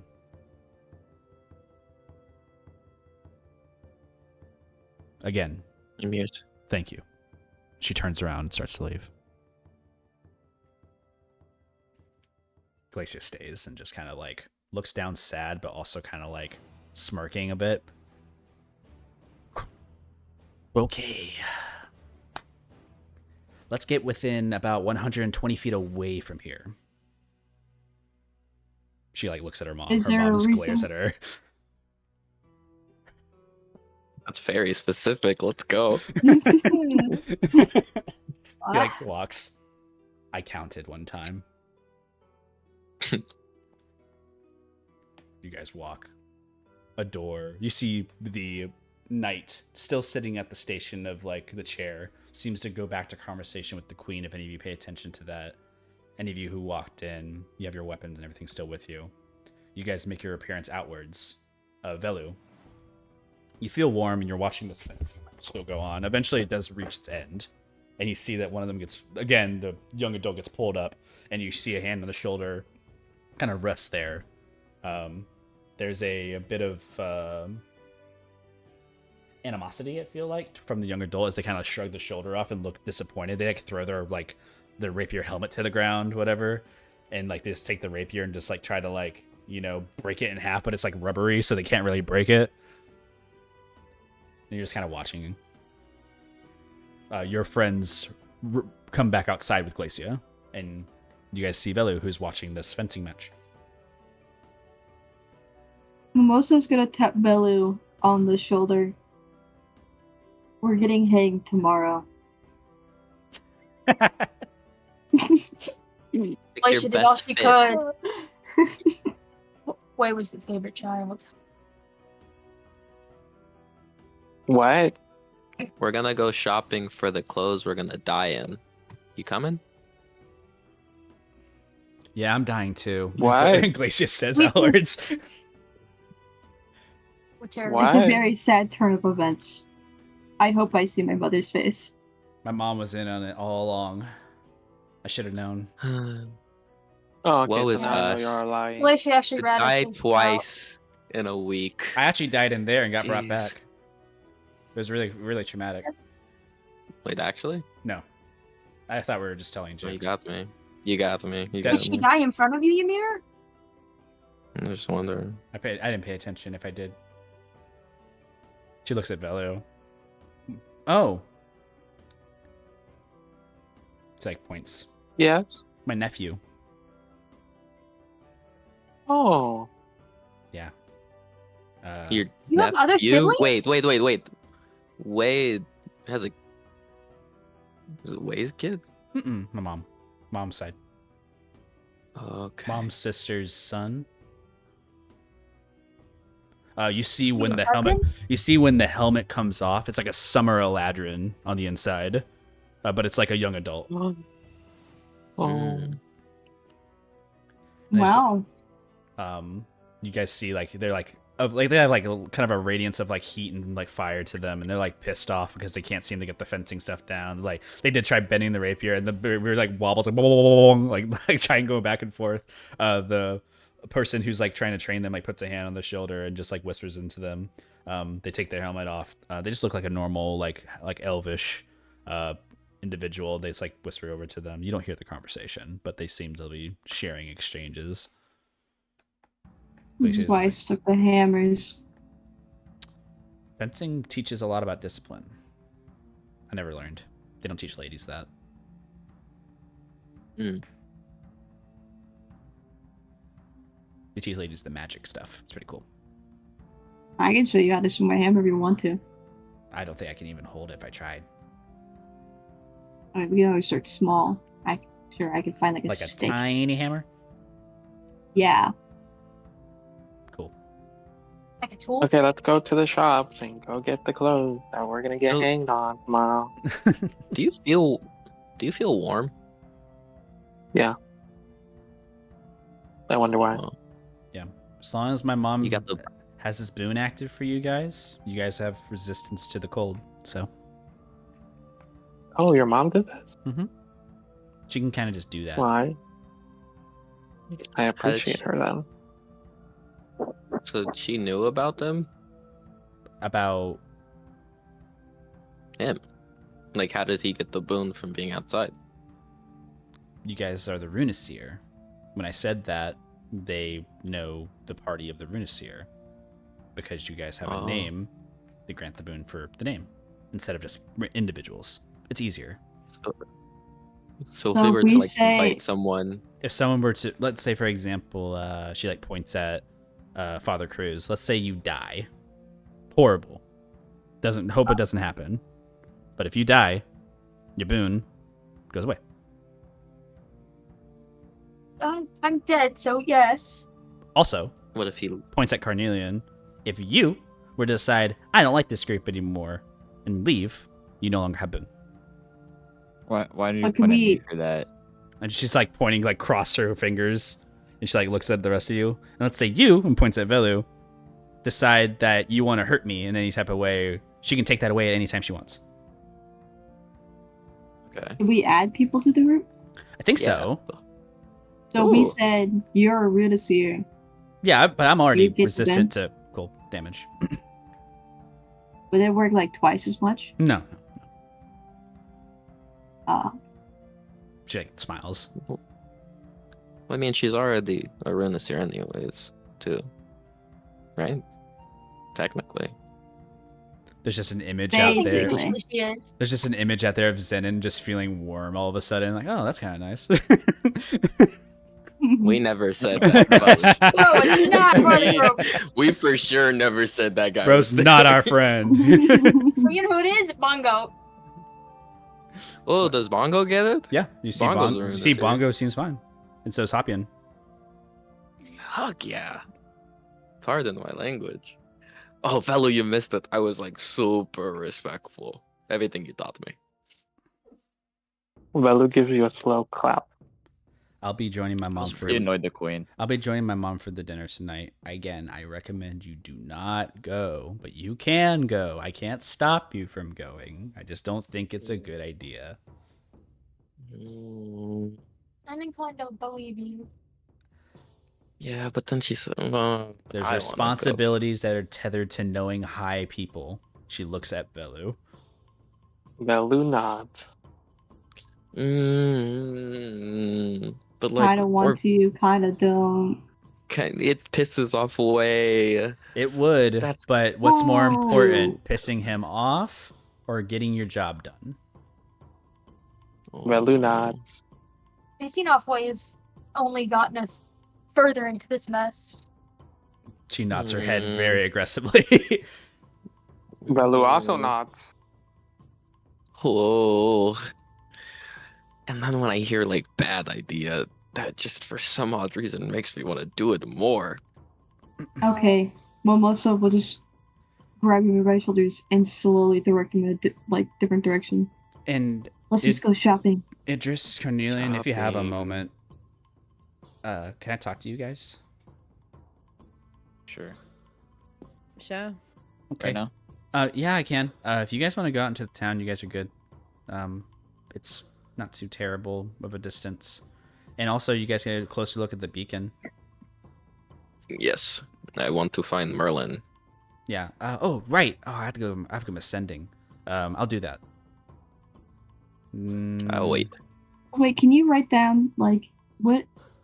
You guys have like sushi places here? I don't know. I haven't been out to the main city in a while. I've been gone for a long time, Mimosa. You don't know? I'm exploring as much as you are. And we need to explore later because I need to find sushi. Okay. Sounds good. Bye-bye. She like waves at all you guys as you guys start Okay, bye. moving. She kind of like waves all you guys off to go out. Idris and Carnelian, you remain behind.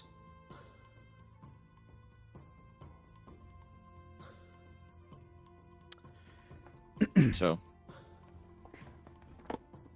You mentioned before about a pardon. Mm-hmm. Yeah. Idris looks over at Idris and looks over at you. I think that I can potentially do that. However, it also might be possible they don't know anything about it. It was a long time ago. Well, it's best to So I wouldn't be just not bring it surprised. up. Well, I have an option for you. I talked to my mom. I didn't bring you two up. I just said I knew that there are two people who helped us that wish to come into the city, but they're worried about their crimes. She said that you guys would... Not you guys. She looks around a little bit. She said that whatever you did will be judged by the members of the Knights, not her. So she doesn't have control of pardons, but what she can do is advocate for a lighter sentencing of some kind, whether it be a fine of gold for cost. Okay. Anything like No, that. I'm We don't gotta good. do that. No, Okay, I already okay. paid the Hey, debt. I I'm said I okay. had multiple things. I had multiple things, right? That was one. No. Yeah, that one's No. Okay. that one's a light one. That one's like a, deal with it later Light? situation. You know? Huh. Uh-huh. Mhm. A now situation. She like taps her fingers to her, like her other fingers a little bit. You could. You can't lie. We can't do that. But Just not talk about it. you could do something for the kingdom. Mm. You could perform some type of feat of some kind or a job. Mm-hmm. And that might be enough. You've helped me a lot, but past before me, they won't care about unless you do something to expunge that. Mm. My mom suggests that if you were to gain a favor in one of the many knights, they would vouch for you and clear your issues. But she cannot. She administers the sentences, but the judgment is based upon the knights. But any of the knights can hold a pardon for anybody as long as they claim them as part of their like protective. It's complicated. So it basically aligns us with our Lucia regardless. Did you steal from? It just smiles. We don't gotta talk about it. It doesn't matter. Do you even know? Oh, I didn't. Oh, I didn't do anything. She like looks at Carnelia. And, My hands are clean. What? His hands are also clean. do you know who you took from? I was manipulated. We Okay. were both it. manipulated. Okay, but like Yeah. that's like, wishy-washy, Yeah. Yeah. Does What did age y'all like? matter? I don't know. Then Because we I were don't know. young. I don't know. Yeah. I don't think so.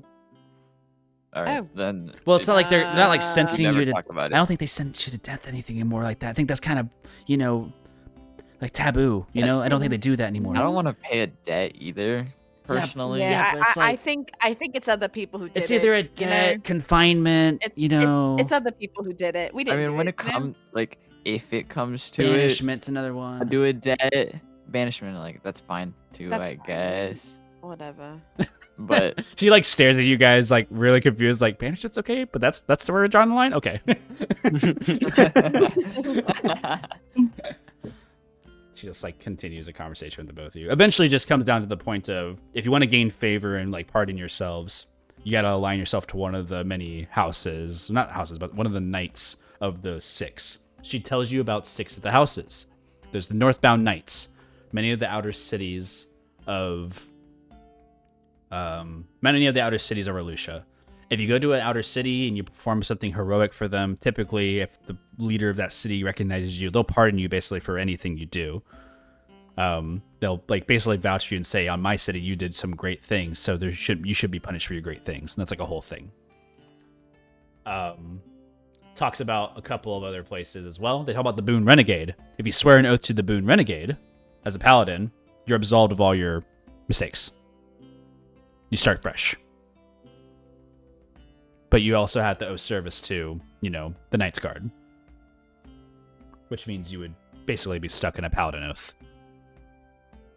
Well, an oath-breaking paladin oath type thing. There is the Province Sent, which is the Delician forces. Basically, aligning yourself with the Delician forces and being part of their army grants you a freedom of basically anything at this point, because you're no longer under the rule of the Lady of Valyria, but under Guard Delician. So that's another way, but that one's probably out of the question. There's Eularia, and you can be a recruiter of Arlucia.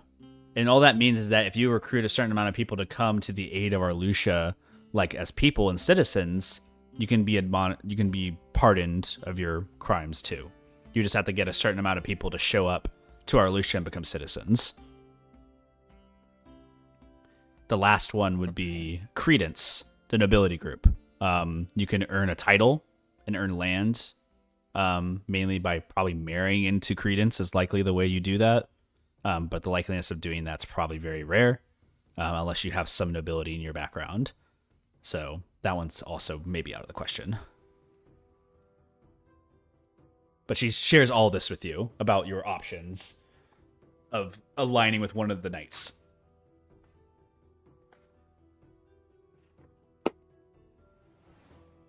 Okay. Karn will take and keep that info. Yeah. She like looks over at Idris and you and like smiles, saying like, the good news is that they didn't know that you were bad when you walked in there. So that Plus, means we have the boon to show off. yeah. So like if anybody's gonna question you, can be like, well, I got a boon from the queen. It's like that's a whole thing. Right. Yeah, you're good. And maybe that gets people off your back for a while. But if someone insights you a little bit more, sees you tied to something a little bit more dangerous, maybe they take that away from you. I don't know. Can anyone take it away, or is it just the queen? The queen. She serves the punishment. Oh yeah, that's fine.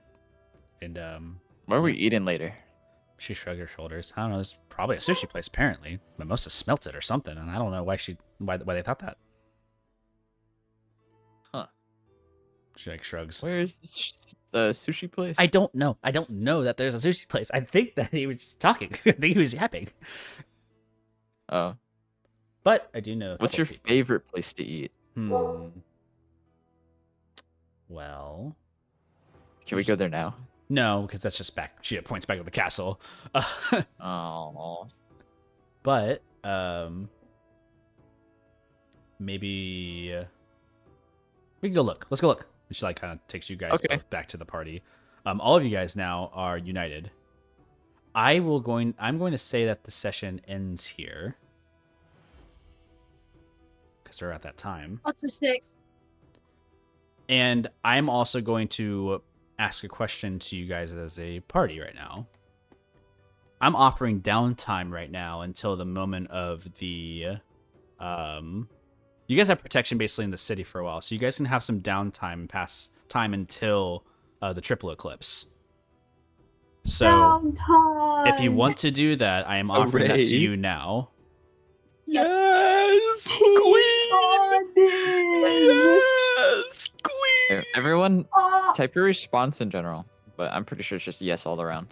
We'll find out. Huh? If you guys don't want to stay in Arlucia and do things and travel, that is also of option for Arlucia's because there's the plane hopper there. So if you want to travel as well during your downtime, you may do so. So you're not restricted to just Arlucia. You just have downtime, which is not just like quote unquote adventure time. Does that make sense? Cool. So I offer that to you guys to take downtime. The amount of time I'm offering is 20 days until the first nights of the triple eclipse, of which I will give an amount of time prior to that for preparation during your downtime to figure that out. Sound good? Sorry, can you say that last part again? You guys will have 20 days of downtime until the day of the first night of the triple eclipse. During your previous nights, if you want to, like some of your downtime, you want to figure out some preparation for Mimosa, you may do so. That's just part of your downtime. You're figuring all this out, making it safe, whatever you want to do. But 20 days of downtime. That's what I'm offering. Yes. Yep. I'm just going to go down the line and ask. You go with that, Nim? Are you good with Yeah. downtime? Zap, you good with that? Oh, fuck yeah. Potato? Downtime. Allie, all good? Yep. Sweet. Cat? Yep. And Dion. Yes, All right. king. Well, there you go. You guys got 20 days of downtime. This includes anything you can do in the downtime. Check out Xanathar's guide for any assistance on what you can do in your downtime if you're confused. And as we wrap up this session, congratulations. You guys have made it through a year's worth of an arc of D&D. So I can definitely say you guys are moving in a direction. So, and that's it. Oh. You guys have a good time. Everybody say bye. Bye. Bye. Bye.